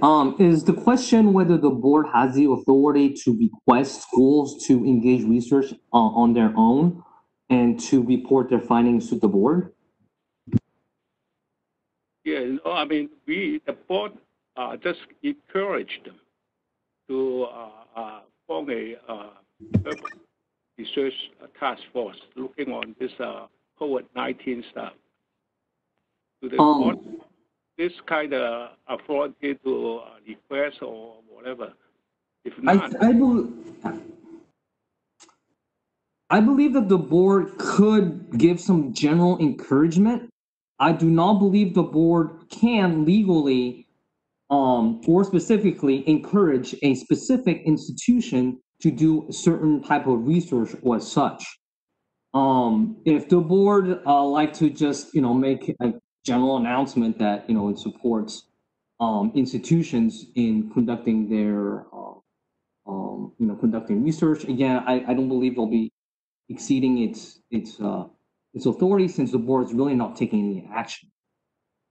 But to the extent where the board is telling, for example, XYZ institution, hey, you guys should start the research, that I believe the board will be exceeding its authority, and it should not be doing that. I see. So, so the board cannot, I mean, instruct or specifically request. No. The board does not have the authority to instruct or to request that institutions start research. That the board does not have authority to do. Yeah. Thank you. Thank you, Fred, for your clarification, and thank you, Vice President Kim and Chen. So I think, thank you, Ben, and I know we did had a various discussion conference regarding this topic. I know in this pandemic crisis, there is a lot of outcrying, and I know that for a fact. I get asked many times, is like, what should I take? So I think for the board, our priority is the public safety. There is a lot of claims out there, so we don't really know is it safe for the public. I think the idea, the thought is very good idea to think about it, if this is potentially helpful or harmful for herbs with the COVID, battling the COVID coronavirus. So I'd like to open up to the other board member to see what other board members think. And please feel free to chime in. And here I see there's a Yingping Chen, Dr. Chen, and also Mr. Osorio. So let me go to Yingping Chen first. I see your hands raised. And please unmute your phone. Thank you. Madam President, I please let Osorio say first. I speak several times, so I would like he say first, if I may. Thank you. Sure, thank you. Mr. Osorio, please unmute. Yes. Thank you, Dr. Bataki. I have a question. If an institution or a individual brings to the board something, a study that a treatment works, is that something that the board takes up and approve of? This is Fred Chan, DCA Legal. The member of the public or any type of institution could very well request that an agenda be placed on the board's board meeting agenda to come in and report their findings to the board. However, because the board does not have the authority to engage in any type of research or to examine such things, the board cannot take any action on those findings. The board can listen, ask questions, but that's probably the extent of the actions the board can do. The board should not make any type of conclusions, should not say, hey, we agree with the research or we disagree with the research or the findings, or take any other type of similar actions. I understand. Thank you, and that's the only question I have. Thank you, Mr. Sorrell. And I see there's a more hand raised. Okay, so let me go to Francisco Kim. Member Kim. Yeah, this is Francisco Kim. I think this issue has been raised by several group of practitioners, but not enough from the profession, say like schools or other members, other professional licensees. I think it's because they were very cautious, right? And then also I know the FDA and the Trade Commission, they were going after anyone who's claiming that there's a COVID-19 cure in this pandemic period. But I do see the necessity. But since the legal counsel says we don't have, the board doesn't have any authority, I would make a point that we should, this is about, it boils down to the clinical training. Let's say if there is some of the established patient in your practice and they want to get, request any remedies for their COVID-19 symptoms instead of, before they go into the real bad condition, then they should be, able to accommodate, because it's been going on in China, in Korea, and I had a comment from a Korean licensee who just came back from here for, I think, for his license. He just acquired his license and then going back to Korea. I asked him, what is the difference between the Korean license exam and the California exam? And he said there's way less questions on urban medicine. I think it's because we don't have enough urban medicine training. So I would raise, maybe we could have more discuss on the how much herbal medicine training, especially the clinical training, is necessary to to become competent to deal with this COVID-19 cases. That's my thought. Thank you, Member Kim. Your hands are still raised. Do you still want to speak more, Member? Okay, thank you. And I know I appreciate all the board members chiming in. I think there is a lot, interest to discuss on this topic. And thank you, Dr. Yingping Chen, for your patience. So now the floor is yours. Thank you. Thank you, Ms. President. First of all, I want to thank you, Mr. Bodilla, his guidance to me as a new board member, and we had this discussed. So I fully understand Acupuncture Board cannot take position to form a task force. And now I also heard the legal counselor, Mr. Fred Chenyo, also said, I heard it directly, so I understand. So the thing is, we have so many patients, public, California. Yesterday I saw California has more than 600,000 people tested positive, and a lot of died, including doctors, nurses, frontline, and those lives are so precious, and some of them may benefit from herbal. So if we have some professionals or stakeholder or some university or association, they want to work together, form a task force. Like this morning I heard Dave said form a task force by the licensee or stakeholders, and why not we just say, okay, we support her.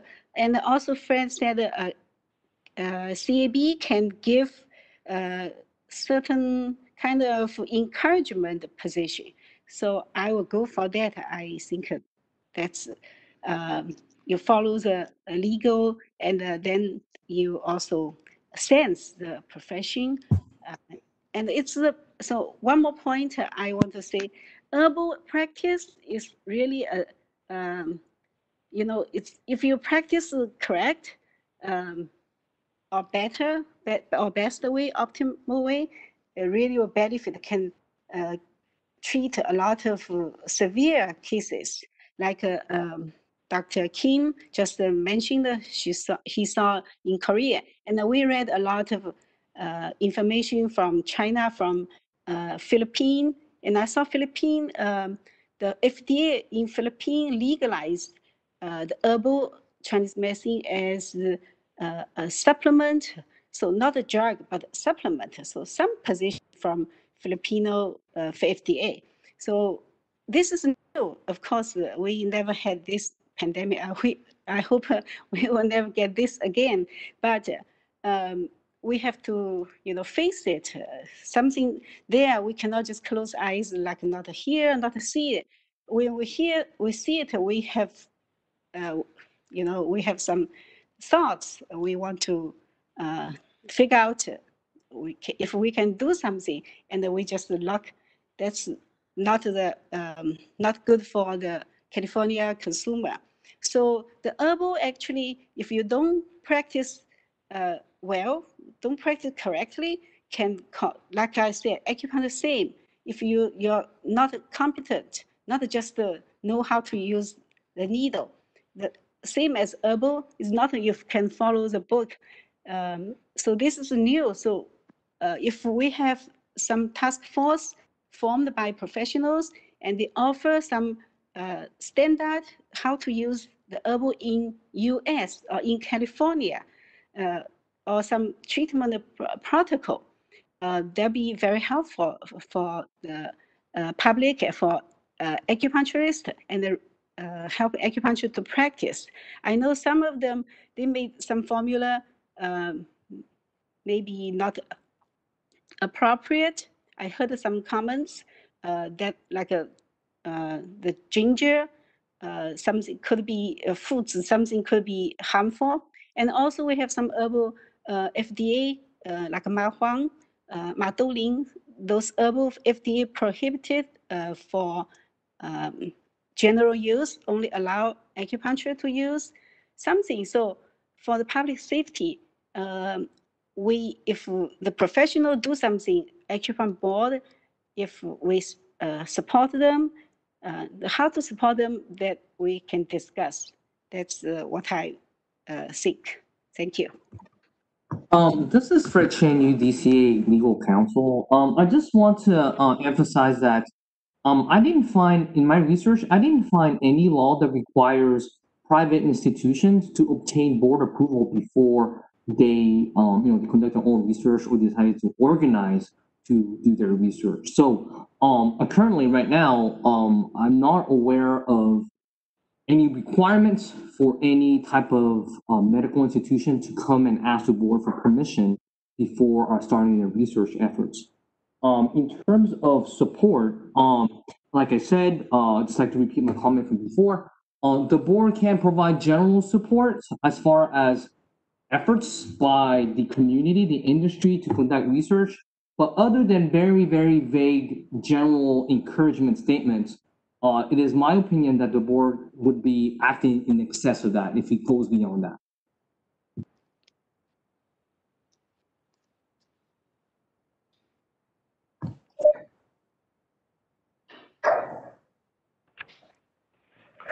Thank you, Fred, for your clarification, and thank you, Dr. Chen, for your statement and explanation, and also hear your voice.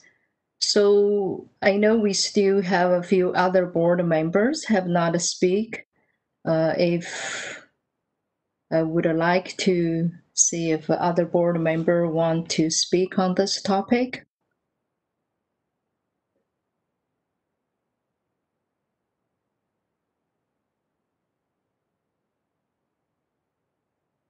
I'm good. Thank you. Thank you.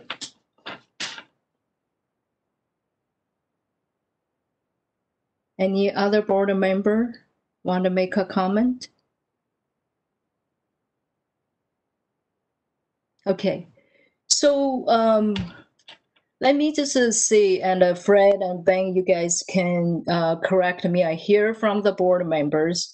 So do we hear from the public first, and then we will bring back for the board member to discuss? Or should we let the board member to make some kind of the process or decision? I heard early regarding to encourage, make some general statement. Sounds like outsider, there's a lot independent, maybe already is being formed between the universities or practitioners, schools.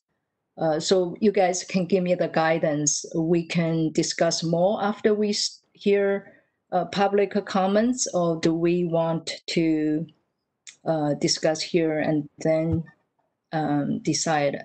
Dr. Cheng, I see your hands is raised again. Do you want to speak? Sorry. Just one sentence. I since actually outside, I heard the herbal company, it consumed a lot of herbal, so they are treating some symptom of COVID related, and they do more. And I think if our board does not make any connection with them, I think it would be nice if we make some connection, some statement that shows our board also really protect our profession. Protect our public, because even the professional, I said, they may make mistake. if they don't have enough training, some of them. So I really think if some standard or protocol set up and the board board does not take any responsibility, but just support the research, something like that. Thank you. No more. This is Fred, DCA Legal. Again, I just wanted to, well, I understand the comments and that there is, you know, a desire to really, you know, to get in the fight against COVID-19. I think I certainly applaud that. But however, I'd just like to reemphasize that the board does not have the authority to either encourage or to provide support to a specific institution, private institution, in its efforts at any type of research.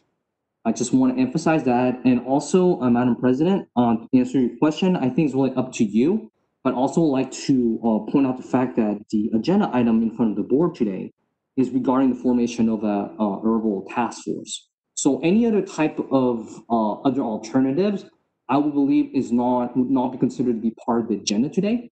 And I don't believe the board can can vote on those other alternatives. I think that maybe that can be discussed if the board decides to, maybe explore the alternatives. I think that should be a discussion for maybe potentially the next meeting.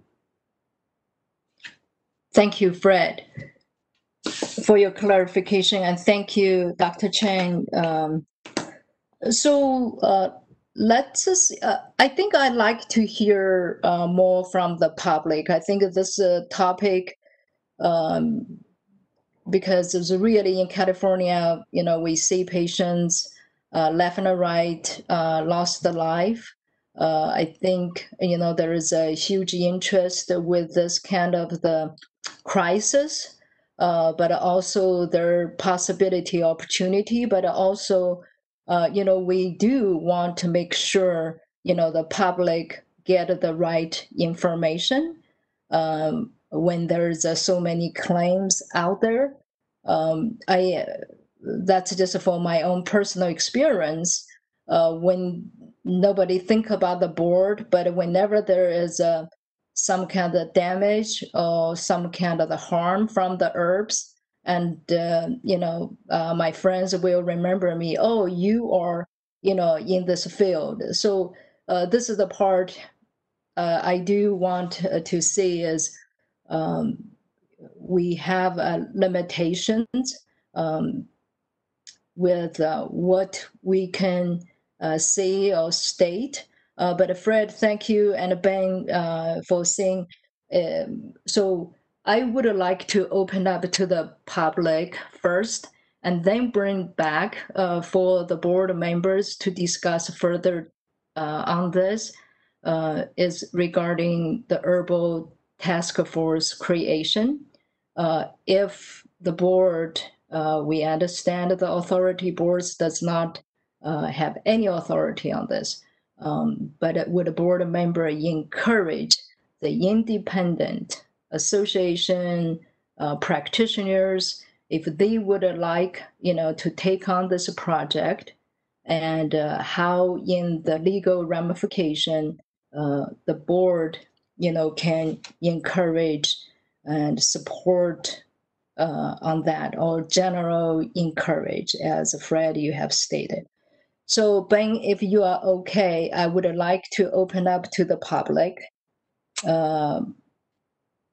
Moderator, would you, is any board member okay? Or Ben, do you have any different? No, I think it's a great idea. Okay, so moderator, would you please help to open up to the public, please? Yes, this is the moderator. I've opened the Q&A at the request of the board, members of the public. If you would like to make a comment, please click on that Q&A icon located at the bottom center of your WebEx screen. So it looks like a question mark inside of a box, inside of a circle icon. And type, I would like to make a comment in the ask field and send it to all of the panelists. So I've had a few requests coming in here. So Hong Mei Ling, and I apologize if I mispronounce your name.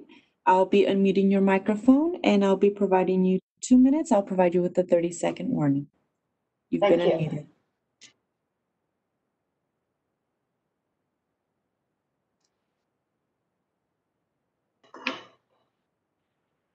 Hi, I'm speaking on behalf of Hong Mei Lee, who is a member from the California Acupuncture United Association. She just wanted to voice her support on the creation of the COVID-19 Herbal Research Task Force. In her own experience, herbs have been successful and effective in traditional Chinese medicine, and she believes it could be applied to treating COVID-19 symptoms. She's read studies in which Chinese traditional medicine and Western medicine were combined to treat critically ill patients with COVID-19. So she believes the same can be done with herbal research and applying herbs in treating COVID-19 symptoms. Thank you.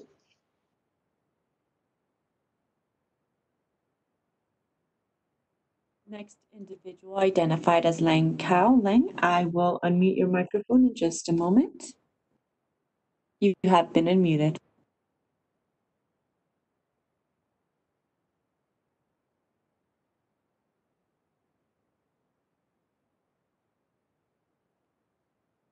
That's member of the public, Len Kao. And again, I apologize if I mispronounced your name. You have been unmuted.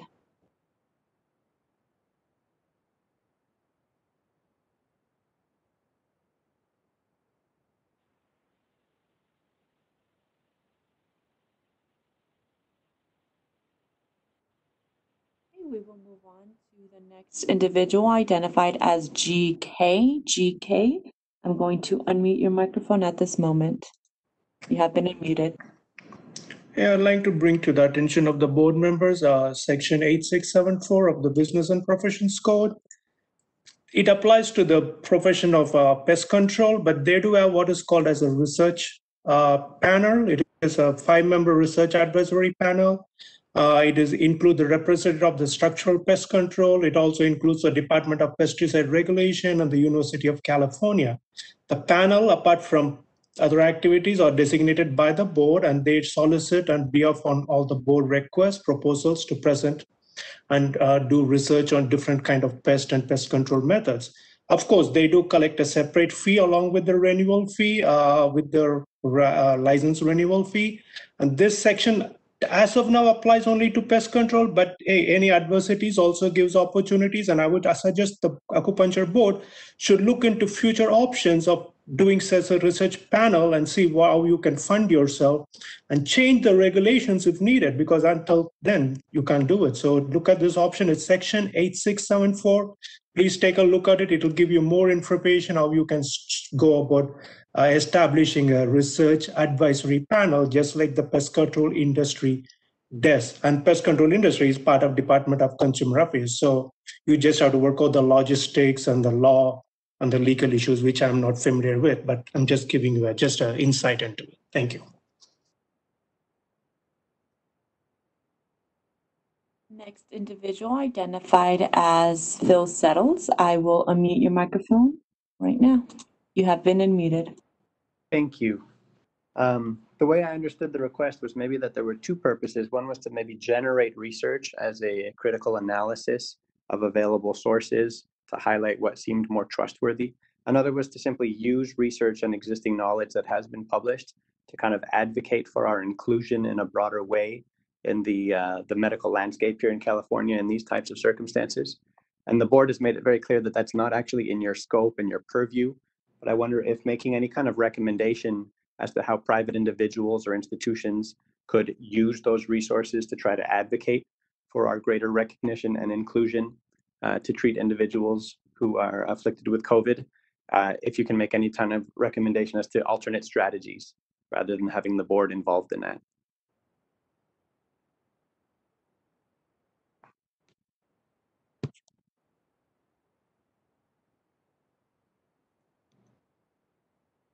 Thank you.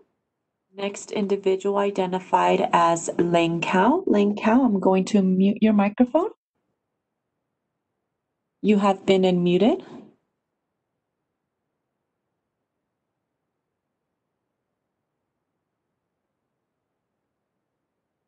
We do recommend that you call in. You can do so by clicking on the top left corner of your WebEx screen. You click Communicate, drop-down menu, select Audio Connection, and then clicking on the audio call-in option, view, and it gives you a personalized number. Thank you. I have the instructions on the screen. So we will move on to the next individual, and while you get connected, we can come back around. Thank you. So next individual identified as Lang Tang Ritchie. I will unmute your microphone at this moment. You have been unmuted. Hi, I'm Lang Tang Ritchie. I'm from the Pacific College of Health and Science. So the recent research coming from COVID-19, regarding COVID-19 coming out of Asia, some of them are concerning and misleading, but it actually just goes beyond that. And some of these research can actually be harmful to our reputation as a profession. However, I would encourage the group that is bringing this up to go to the colleges, so the Council of Colleges, and have that as their task force, right, as their burden. And perhaps this can act as a catalyst to the profession adopting a research standards that's specific to the industry. In our clinic today, we already teach students how to use evidence-informed practice and incorporate that into their practice. And this would be a really great opportunity for the profession to come together and come up with a standard that regarding how to conduct research in our field and how to apply that in a peer review instance. Thank you.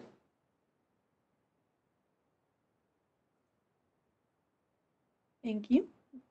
And moving back to Lang Kao, I believe you haven't connected the audio through phone yet, but we can unmute your microphone. You have been unmuted.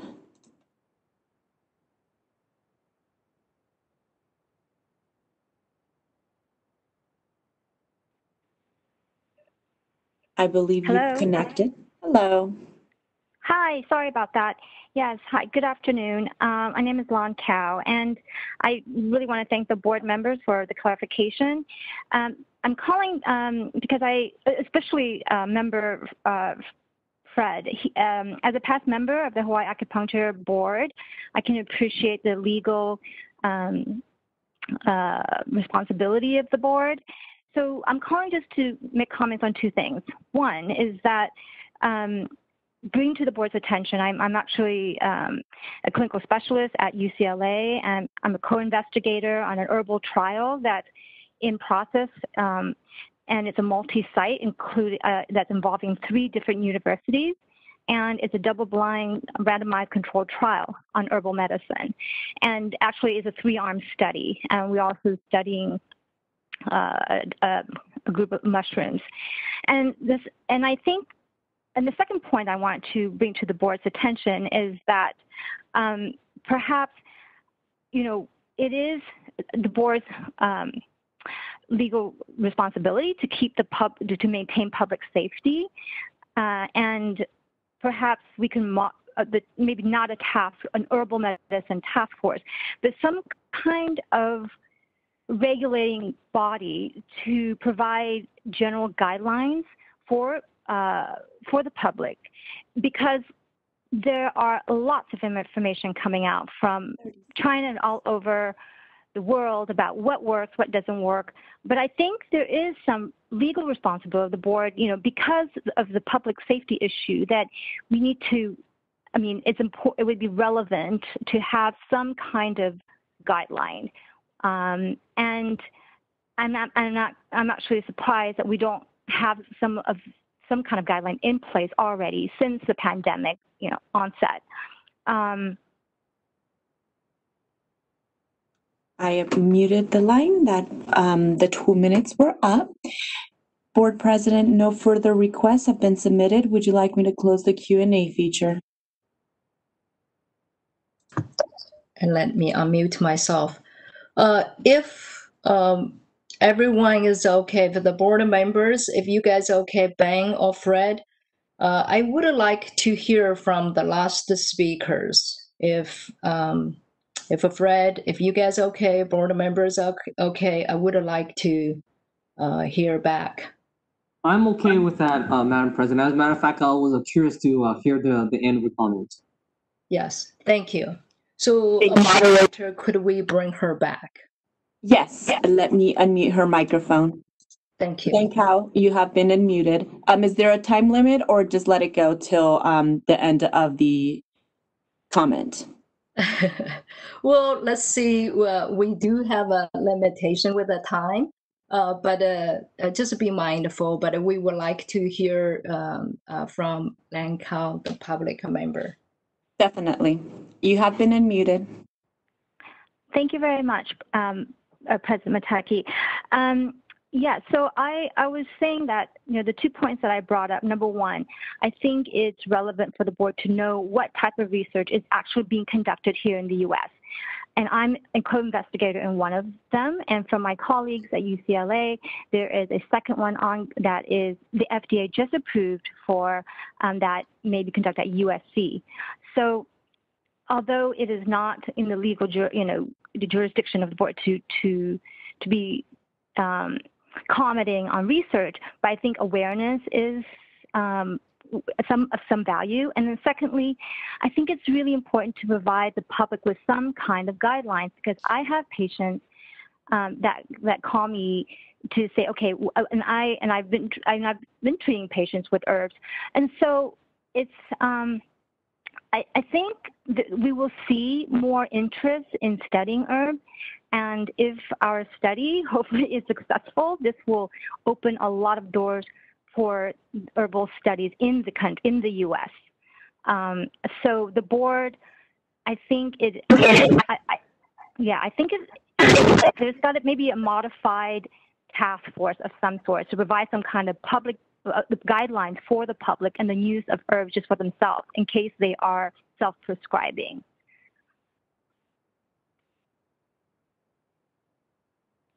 Hello? Yeah, hello? Thank you. Yes, thank you. Thank you. Moderator, do we have any other public comment? This is the moderator. No further requests were submitted. Okay, thank you very much. So I think let's bring back to the board members after we heard from the public and also with our legal advice. And Ben, I would like to open up back to the board members to discuss a little bit further how in this pandemic crisis, how, as board members, we would like to support, encouraging, or contribute, and also how do we protect the safety of the public. So now I see there's a member, Dr. Lee, Shudong Lee, your hands is raised. Please. Thank you, President. This is Shudong Lee, a board member, and from my point of view, as a public member, we are taking care of the public safety, of course, but there is a lot going on right now, a lot of information and a lot of positive information from the community raised up then for the herb, for all this research, especially research interest, as well as, I agree with we should, for protect the public, that's our first, our goal. But we also protect can be many different ways if we come up with some guidelines for, not support, but for guidance this research to be follow our current rules and give a better, structures. For of course we need to see, let the researcher follow our our guidance to get it developed forward, see the results. Could be a possibility to bring up some health benefit for our community. That's my comments on this.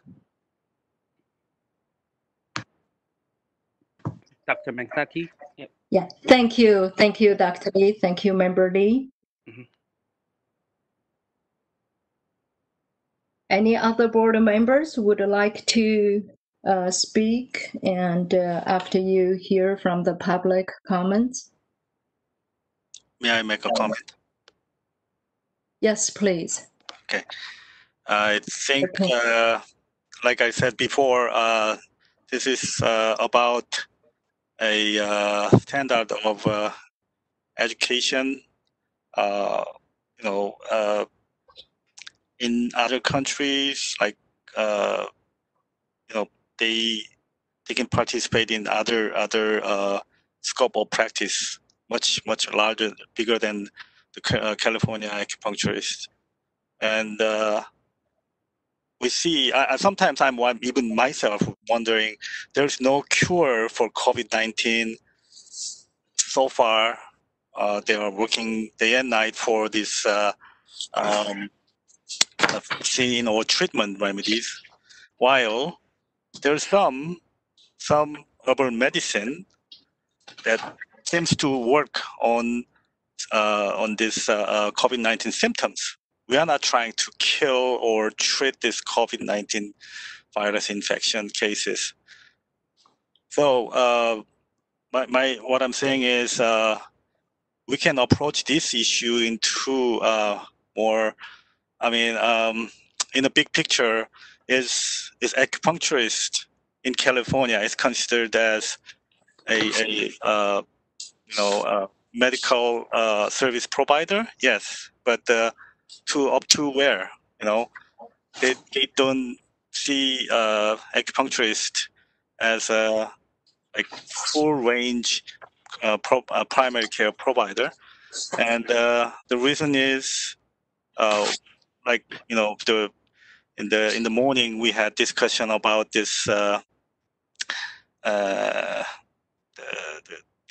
online training, which is which has been caused and then caused by this pandemic situation. But if we think about this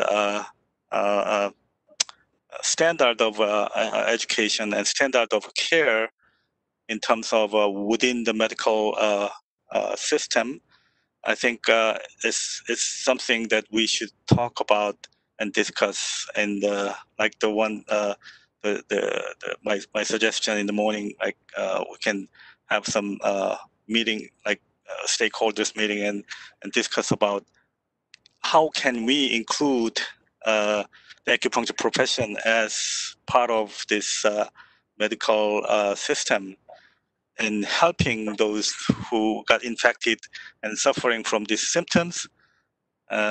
Myself, I had one leukemia patient who's been suffering from this bronchitis. He's been on this vancomycin and it didn't work. He was dying. So I gave him some of this herbal medicine. It got better. The symptom got better. I'm not talking about this. He didn't have a COVID-19. So in that way, we can be more useful, as a healthcare professional. So I'm raising more.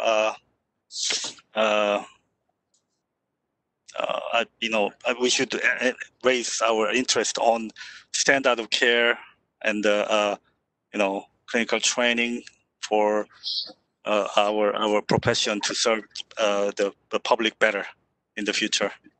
Thank you. Thank you, Member Kim. Should only Dr. Lee, I see your hands is raised. You still want to make a comment? Sorry, I finished. Oh, okay, thank you.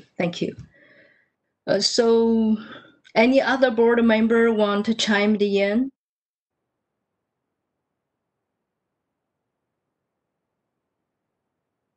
So I think I hear from both sides, the board members and also the public voiced in this pandemic, and appreciate all the input from public members and also from the professionals.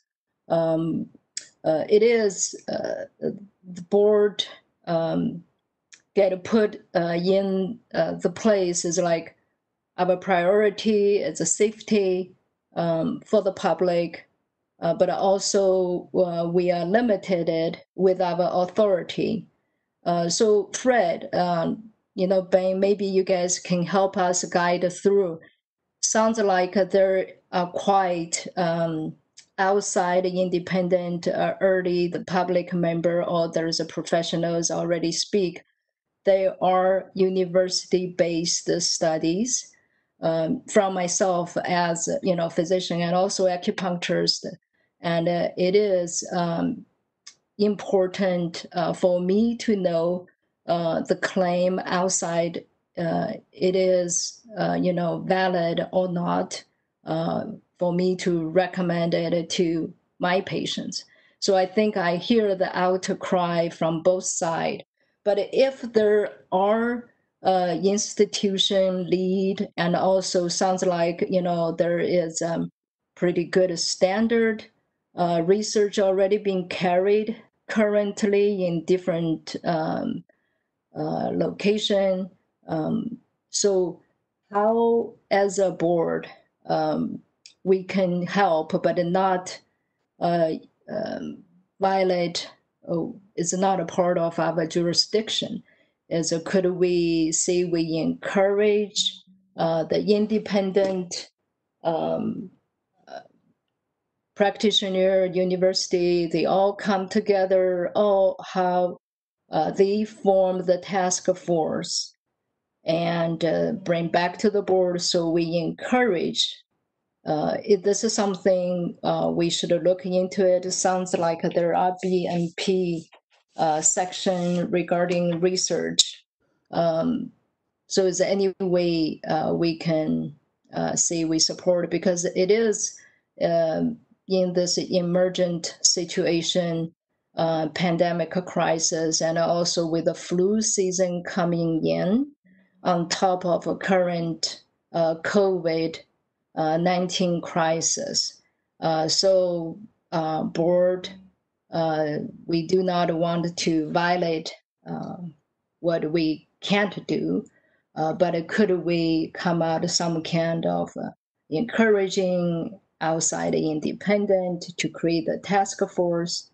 So I think I would like to hear what you guys think. Thank you. Madam President, this is Fred Chan, UDCA Legal. The agenda the item on the agenda right now is regarding whether the board should create a task force to do herbal research. Discussion, it would be outside the scope of this meeting to decide, for the board to decide on any other type of alternative action. So maybe if you like to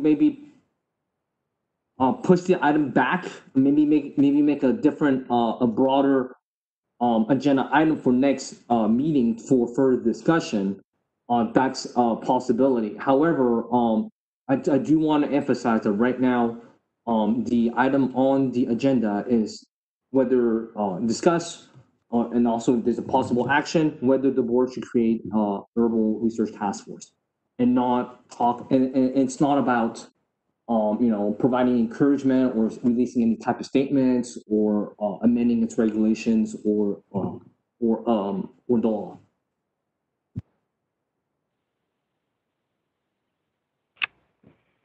Thank you, Fred. So Ben, how do you see this? Is it, and I want to see other board members, any comment on that? Yeah, this is sorry, go ahead. Yeah, go ahead. Well, this is a delicate item, as we've noted, in terms of the board's authority here. The way that our governance is established here in California is that the public, the stakeholders, are active participants in establishing what the board wants to enforce, what the board should be enforcing. And so what I want our stakeholders to understand is that the board maintains the bar in negotiation with the profession and with the public. The board understands and sets safety levels. That's the entry-level competencies for least patient harm.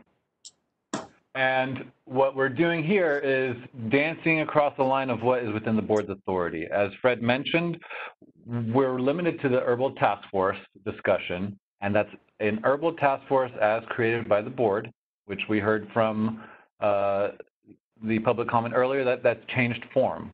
So we can't discuss what the new form is. We don't know what the new form is. We only have what it was prior, which had already changed prior to this meeting. We've established the board does not have authority to officially involve themselves or to make motions to support institutions, let alone unknown institutions. I mean, if it helps the board, I, as a consumer of acupuncture, would love for the profession to step forward and show me where I can be comfortable in receiving treatments, show me where I can be comfortable making a decision to take herbal supplements. I do not see a reason why a consumer cannot expect this from a profession. I think that there would be more consumer confidence should the profession choose to do this on their own. I do not see the purpose for the board to get involved with calling this out. The public comment earlier referred to the BMP section. The BMP section is statute. So that task force or research panel that the individual shared was legislatively mandated, legislatively passed. And the legislature established the authority for it and the cost for it. We do not have that established here.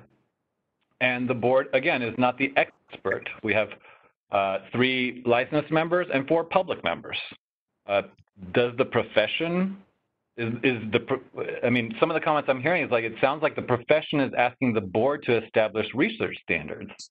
That seems like something to be established within the profession, not something that the board should be putting onto the stakeholders or the licensees.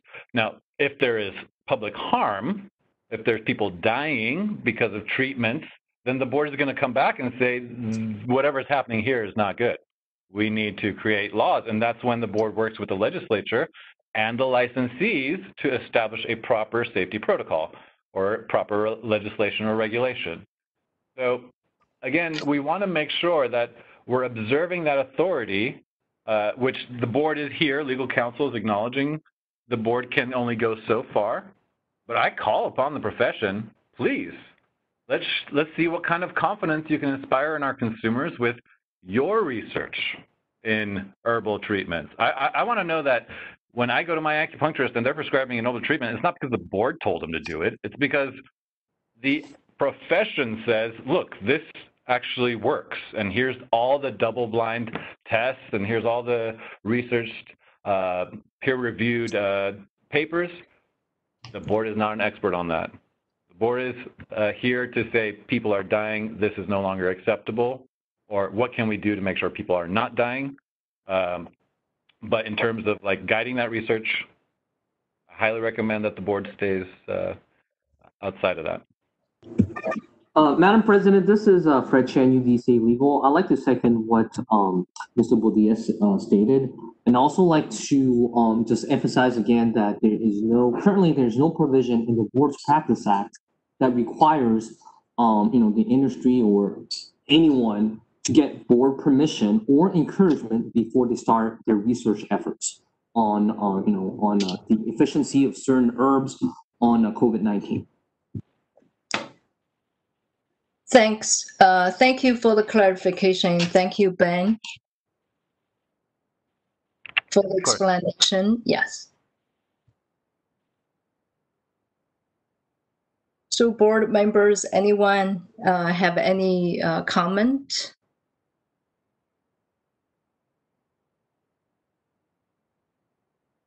Thank you for your clarification, both of you. Thank you, Member Kim. Yeah, I would agree with the executive director's comments. I mean, I am generally obviously in favor of everything that was discussed here. I think as a board, though, this seems a little bit outside of our scope. So I would look to the organizations that we heard from and the institutions we heard from to take the lead on this, and not the board.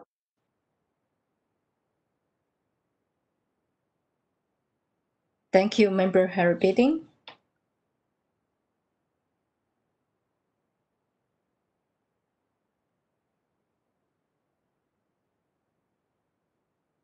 Any other board members? Oh, Mr. Sorrell? Member Sorrell, I see your hands raised. Yes, Ruben Osorio. I have a question. Are there any acupuncture clinics that are using herbal medicine?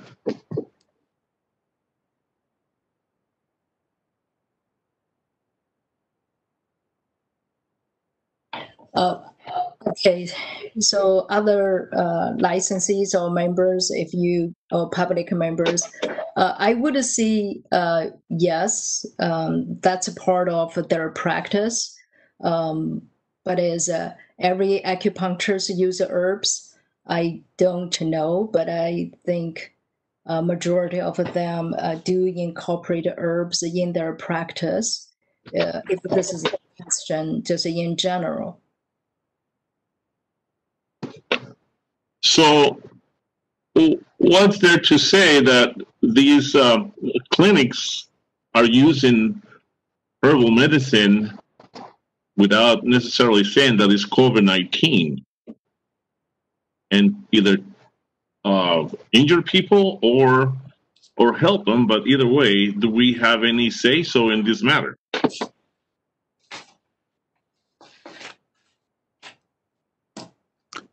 Ruben, this is Jay Hurd. What I would answer to that is the board always has its enforcement unit, and any complaint that we get, we would investigate and follow up on. So if somebody's misrepresenting or they get an herb that makes somebody sick, we would investigate it. We don't know what the outcome is, but we always investigate any complaints. So that's always available. Okay. Well, thank you, Jay. And that was the point I was trying to come up with. Maybe a task force that we can create, because this is going to be something that I think in the future that we're going to be facing. I'm sure with the desperation of what's going on, and people is going to be using this to make profit. And I think, if anything, that's something that we maybe should be looking into also. This is Fred Chanyu, DCA Legal. Again, it sort of repeats legal's position that the creation of any of these such task force to evaluate any type of product. It's legal's position that task force will be acting in excess of the board's statutory authority. If indeed a licensee may be making false claims or selling certain products that are hard to consumer, like Mr. Hurd said, that's something that enforcement can do. Okay, well, thank you very much. Appreciate it. That's all I have right now. If I may also add to that, just so that we can clarify further possible conflicts of interest, if the board is setting up the task force for what is the appropriate herbal protocol, then the board is saying it's the subject matter expert in enforcement cases that we investigate. And that's somewhat conflicted, because what the board does is we use our subject matter experts, who are licensed acupuncturists, that tell us, yes, this is within the standard of care, no, this is not within the standard of care, right? So what we need to make sure we're doing is we're allowing the profession to establish the standard of care we see that they're showing the board that it is a safe practice, that there's low risk, or that if there is increased risk, that these are acceptable risks based on the profession's assessment and whatever assessment. I mean, just like all surgeries, there's risks, right? All treatments have risks. So the profession establishes what is possible. The board draws a boundary on what is acceptable. Thank you. Thank you, Ben. Thank you, Member Osorio. Do you want to speak more? I see your hands is raised. Member Osorio. Oh, thank you. I think we've been on this topic for quite some time here, and also appreciate, Fred, your guidance, and Ben, your explanation.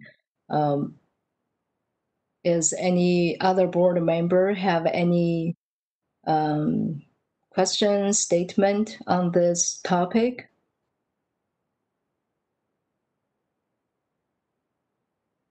Yes, Dr. Yingping Chen, please. Yes, I just had last point. So I want to state the herbal to help COVID-19 with 3 stages. The first stage is help improve the body's immune system to prevent do some prevention. So second, for treatment when the people in the hospital.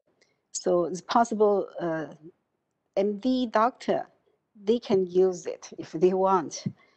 Maybe some area the MD are using it for the patient using ventilator, help them, the herbal help the phlegm easy to come out, because ventilator just give oxygen in the body, in the lung, but cannot help the phlegm out. So when the phlegm plus oxygen, actually they feel more difficult, more suffering for some cases if they have a very thick phlegm, something like that. And the third stage is the post-viral recovery. In that stage, at that stage, I think acupuncture really can play very important role. People have PTSD, they have leftover digestive symptom and lung symptom, lung fibrosis. So all the symptoms will be within our acupuncture scope of practice, the good indications. So I just wonder when Mr. Badia mentioned we are going to have a handbook, acupuncture handbook for the public. If the task force, the research task force from the stakeholder, if they have some report conclusion, shall we put some information in our handbook, like a 3-stage, because this is the deal. And the Chinese medicine actually, especially the herbal medicine, developed based on the epidemic. We have 325 times epidemic, and each epidemic help develop the great formula to treat the infectious disease. So this is a big part of the medicine itself. So that's my question. Shall we include some information for the public for reference in the handbook? Thank you. Thank you, Dr. Chen. I think I can first answer your questions, and then maybe legal and Ben, other board member, you guys can chime in on this. I think from the discussions from early, and also we definitely, as board as a whole, we don't have the expertise to conduct research or even as recommended currently. There is a lot of treatment. That's exactly, there is a need for this type of research because in the Western world currently, we don't know this is valid or not. So Dr. Chen, I just want to make that, that's my personally view for the board. We don't have the expertise, and definitely if it come from the practitioners association, licensees, the other one will form the standard for the practice, and the board work with the practitioner, the stakeholders. I think on this topic today we did the discussion and the request to create this COVID Herbal Research Task Force. We understand board does not have the authority to create this task force. If later changed, that's a different story, but I do understand we don't have the authority. So this is a part I would call or encourage, the licensee, the profession, and also stakeholders. We would like to see what your proposal. If you wanted to create the task force, definitely, at least I want to hear more on this. And other board members and Ben, Fred, you guys can chime it in. Yes, Madam President, I don't believe there's anything in the Open Meeting Act that would preclude an institution, a medical institution that would like to present its findings to the board in terms of the efficiency of a certain herb in the fight against COVID-19. As long as that agenda item is suggested to the board staff, and it's properly agendized, and like that, the board is more than welcome to listen to what that institution individual has to say. I'd just like to emphasize again that that's all the board can do. It cannot make any recommendation. It cannot, cannot oppose the findings. In that situation, the board's role was just to do listen, just for informational. Thank you, Fred. So another part I just want to see if this will help the professional, help the public, is the stakeholder discussion would it be good for this topic?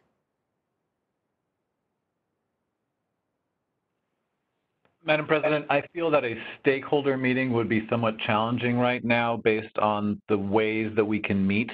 As I advised earlier regarding the waiver, written comment would be best for the waiver so that the board staff can review, analyze, aggregate, and provide to the board. In regards to this, I'm unclear what we would be working on. I would say that the public are welcome to write into the board as to what it could possibly be doing, but I really feel that this is for the profession and for the academics of this profession to address. And if I may suffer perhaps a little bit from saying this statement, but I would be careful establishing a precedent of having the board hear research. We did receive some public comments earlier of, while of course it's unprecedented and what a novel experience to be reading research on COVID-19 or hearing research on COVID-19, this, again, the board would only be able to hear it. And then if you're hearing this, then you have to be careful, the board would have to be careful. Are you opening the door for other research to be given a podium here as well? I mean, is the board non-verbally acknowledging some research because you decide to agendize it this month, but you don't have time to agendize it the 2 board meetings later. It's a very sensitive topic, only because the regulatory board rarely gets involved, with the exception of when the legislature is tasking a body to look at it. I would love to see the profession really just take this on, and the academics. I visited some incredible schools that have some fantastic doctoral programs that specialize in research. I feel like this is right up their alley, and it would allow them to shine. It would allow the licensees to shine. But in terms of a stakeholder meeting, I think that we wouldn't be able to go far. Madam President, this is Fred Chen, UDCA Legal. I second what Mr. Bodilla just stated. A stakeholder meeting, again, depending on what exactly that meeting is, but it certainly can be interpreted as the board taking an active role in organizing research, which again would be in excess of its statutory authority. So therefore, I think I second Mr. Bodilla's call for prudence and caution on that matter. Thank you, Fred, and thank you, Ben. So if there's no further questions, I think this is the topic. So do we want to table it to discuss on the next time, or how did you guys feel like as other board members? Yes. I would recommend that if this discussion continues, that it change form. We wouldn't want to be talking about the task force again, unless the point would be to create a task force, which I believe we've addressed today. So we would have to review what it is that we're looking to bring up. We can definitely provide board members or the public time to submit inquiries. But again, we want to be careful of where this work is being done. What kind of work? Yeah, thank you, Ben. I see Member Kim have the hands raised. Yeah, this is Francisco Kim. I would like to address this agenda to those group of practitioner or the school. They're promoting their integrative approach to any in this state or in the future. So maybe I think that's most right, correct way to handle this. Thank you, Member Kim. Thank you, Ben, for what you said. I think, is it fair? We would like to hear, for the future, if they want to bring or they write to the board, what's their plan to create a task force, or however they want to address this item, this topic. Board members would like to hear it. Is everyone's okay?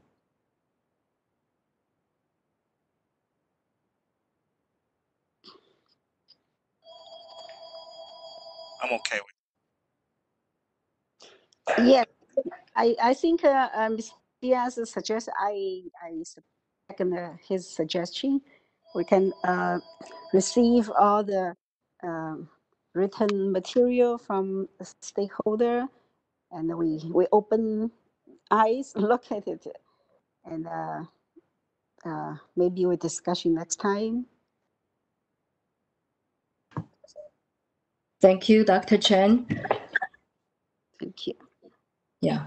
So Ben, maybe board member, when we receive the public comment, and then we can review and let us know. We can decide later. Vice President Kim and Chen, anyone? I'm okay with it. I think, let the school and the profession to do their funding this task force, and because the point did not have followed to instruct or encourage and this thing, and when this profession and the school and they doing this research task force, and they had published their article in the public and circulated, and then the public probably had some kind of comment, and then they will talk to the board, and that time the board and have to evaluate the public safety and the research force task force is working or build up those information and let the public feel competent. And then we talk about the board position and to either go through the legislature to create a regulation and or set up some kind of rule and to continue to fight for this COVID-19. I think that's what my comment. Thank you.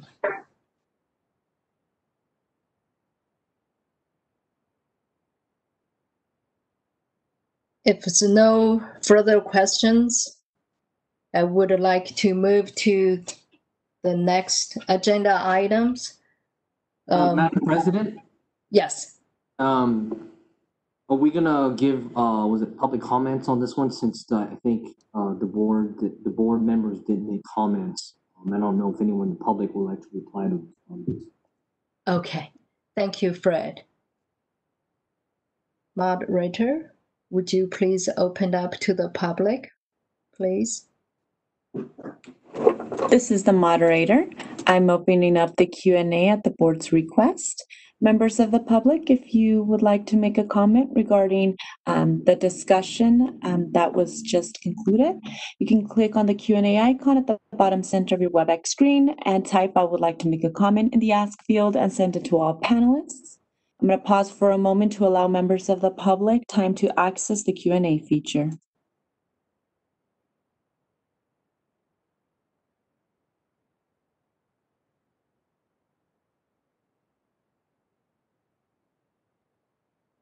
Individual identified as Philip Yang would like to make a comment. Philip, I'm going to mute your microphone and you have 2 minutes to speak. I'll provide you with a 30-second warning. Your microphone has been unmuted. Thank you. Philip Yang from Nine Star University and AACMA. First, our association really very support for this proposal for the task force. And of course, from today's discussion for the board members, we know the board don't have the authority to do that, but our board can have the task force to make the guidelines for the research for the or institutions and associations can collect the related information, but we may give them a guideline how to do what's the standard. You cannot say, oh, I treated a patient that worked very well for the COVID-19 patients. No, this is not detailed. We need the detailed guideline.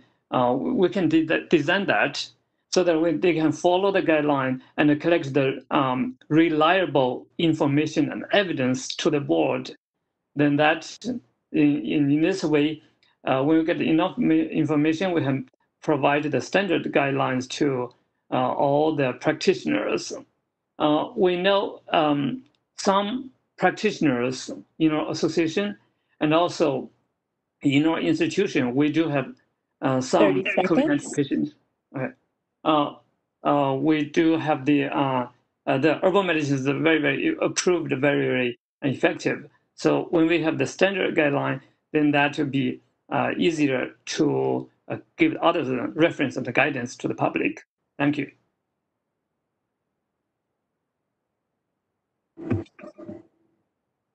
This is Fred Chen, UDCA Legal. Again, I'd just like to emphasize, again, that the board does not have the statutory authority to issue any type of guidelines in terms of,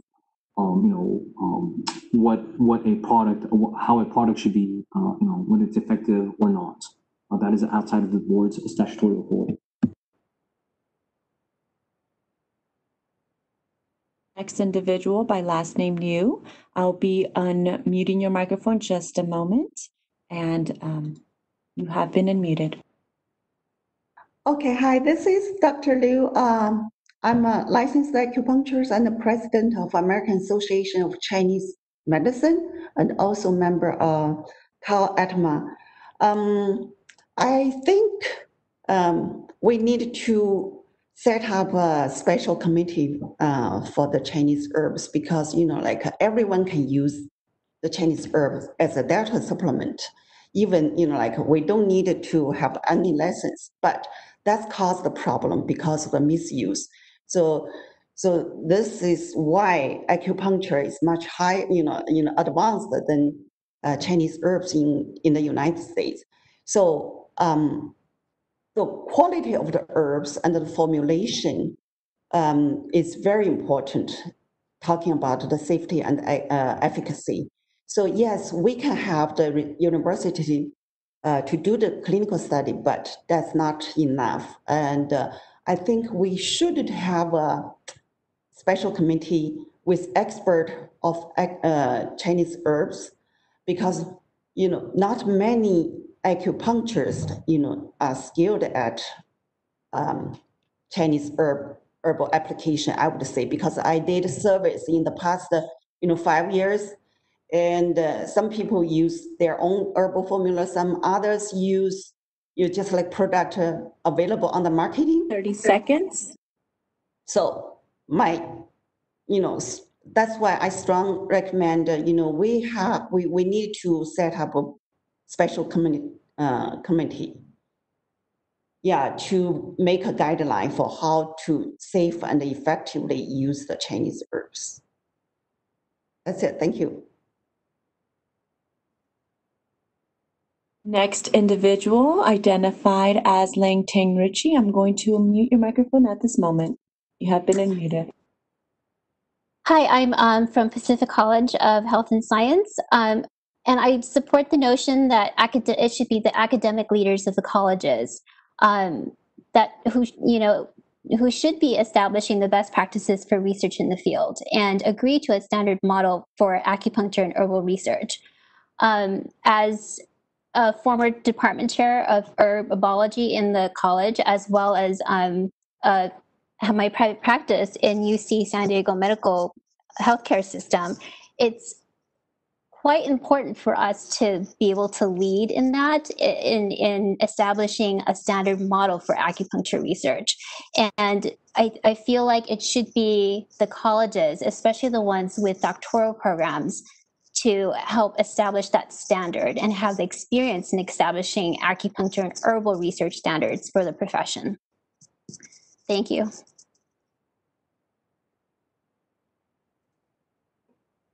Next individual identified as GK. I'm going to unmute your microphone at this moment. You have been unmuted.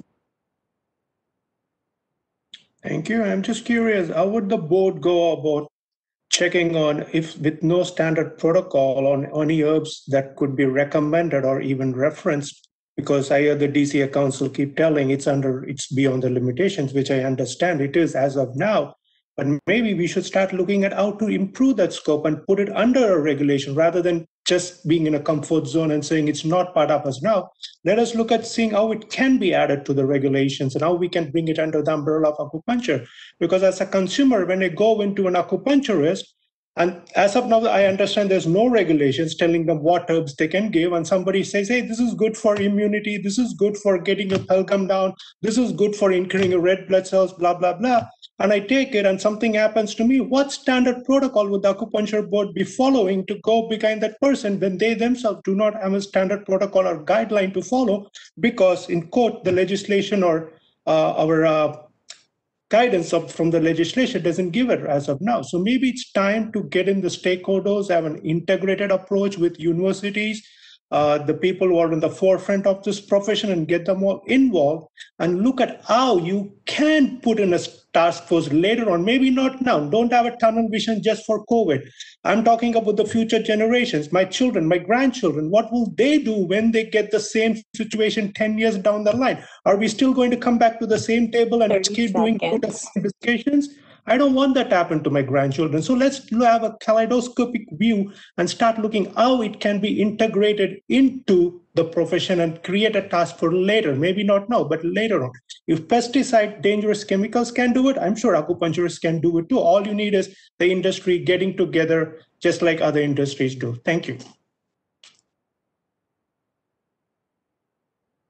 No further requests have been submitted. Would you like me to close the Q&A feature?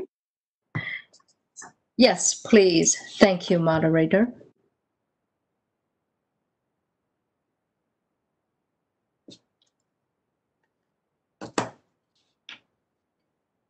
Well, thank you, board members and legal Fred, and also staff, EO, Ben, for everyone, and also public licensees member for everyone has been voiced, discussed on this topic. We really appreciate it, what you have commented on.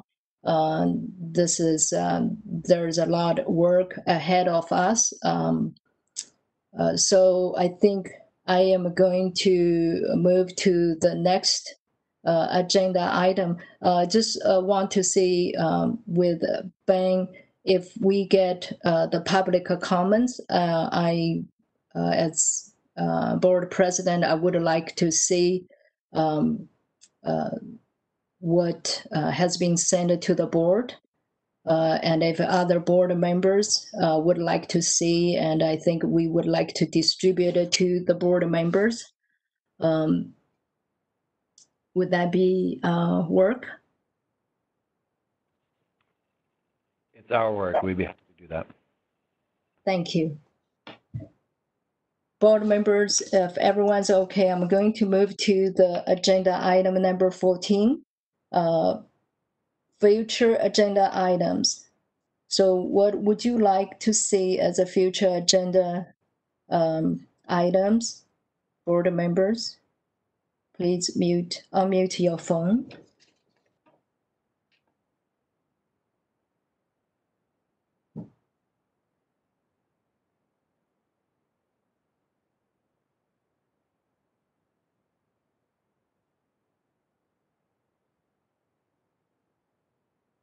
This is Francisco Kim. So the Education and Research Committee's last agenda will be discussed after we have some kind of a stakeholders response, and then put it on the next agenda. Thank you, Member Kim.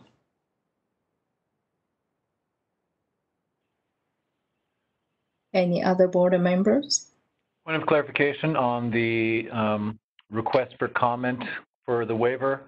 Would you like to place a submission deadline to make it to the board, such as October 15th or October 1st, October 31st? The board meeting is currently scheduled for the second week of November. I would like to get it done before, with after the committee meeting. Understood. We'll reach out to the ERC committee and finalize this, and then send messages to our stakeholders on the stakeholder list. Public members, if you are interested in receiving these notifications, please do sign up for our mailing list on our website. Thank you.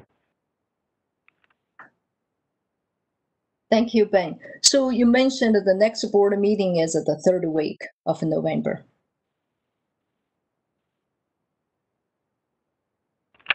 Let me confirm. Yeah, thank you. Any other board members would like to see the items on the future agenda?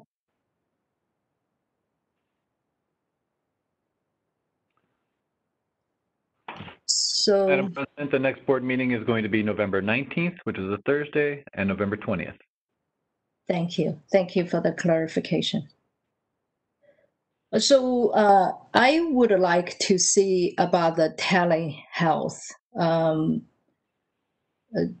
because earlier I heard, I wondered how maybe as a licensee committee can look into this.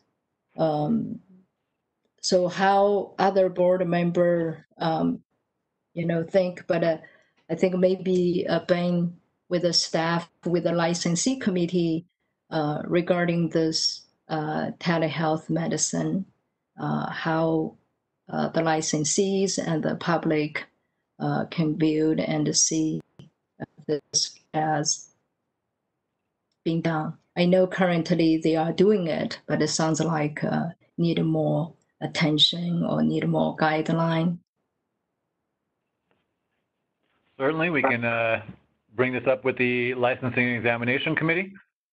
We could also request, again, from our stakeholders, our professional associations, our licensees themselves, what they've established as safe practice protocols for telemedicine.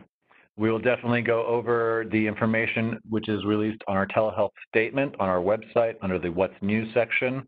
That is guidance where we cite the Business and Professions Code that affords this to primary care providers, and we'll touch base with that committee. Thank you, Dr. Pataki.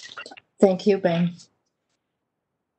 So, board members, any other would like to see other agenda items for the next board meeting?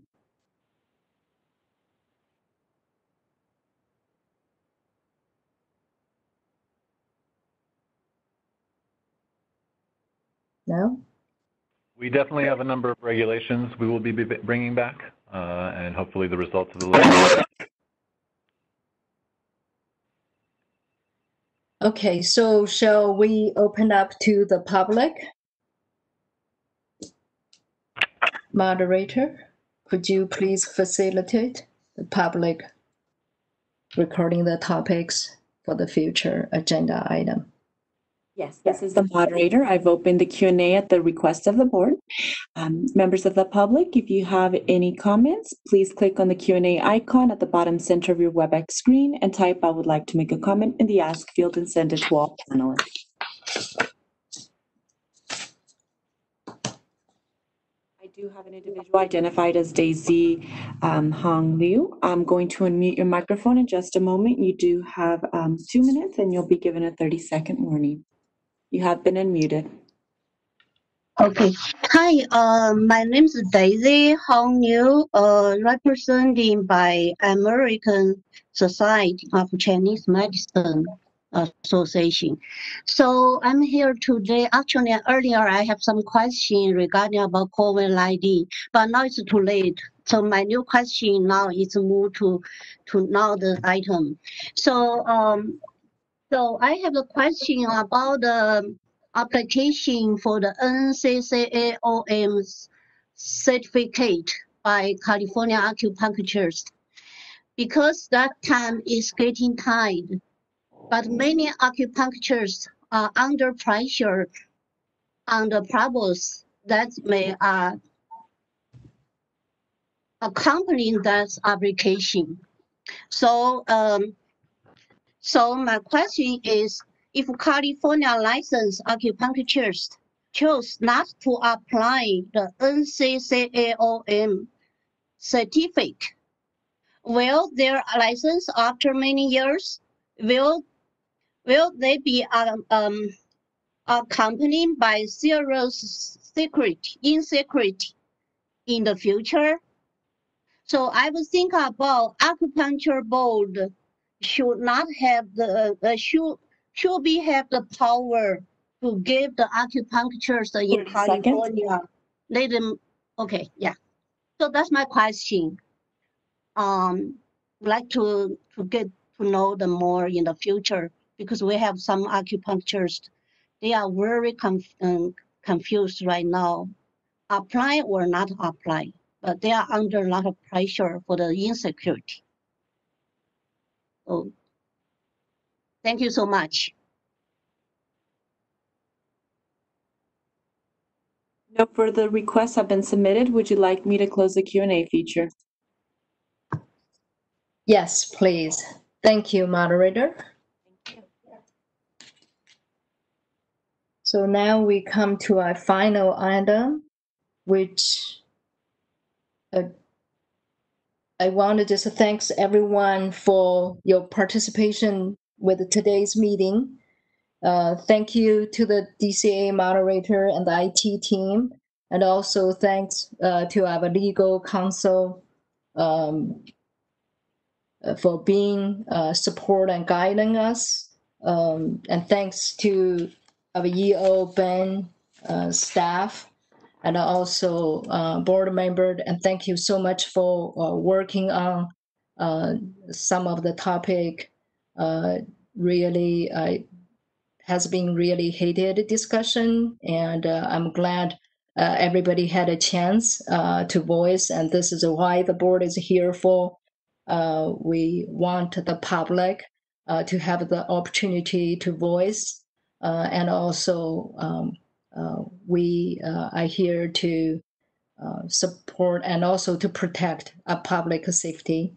We said, I think it is time is 16:05, and our next board meeting is in November 19 and 20th, and we will be 2 full days.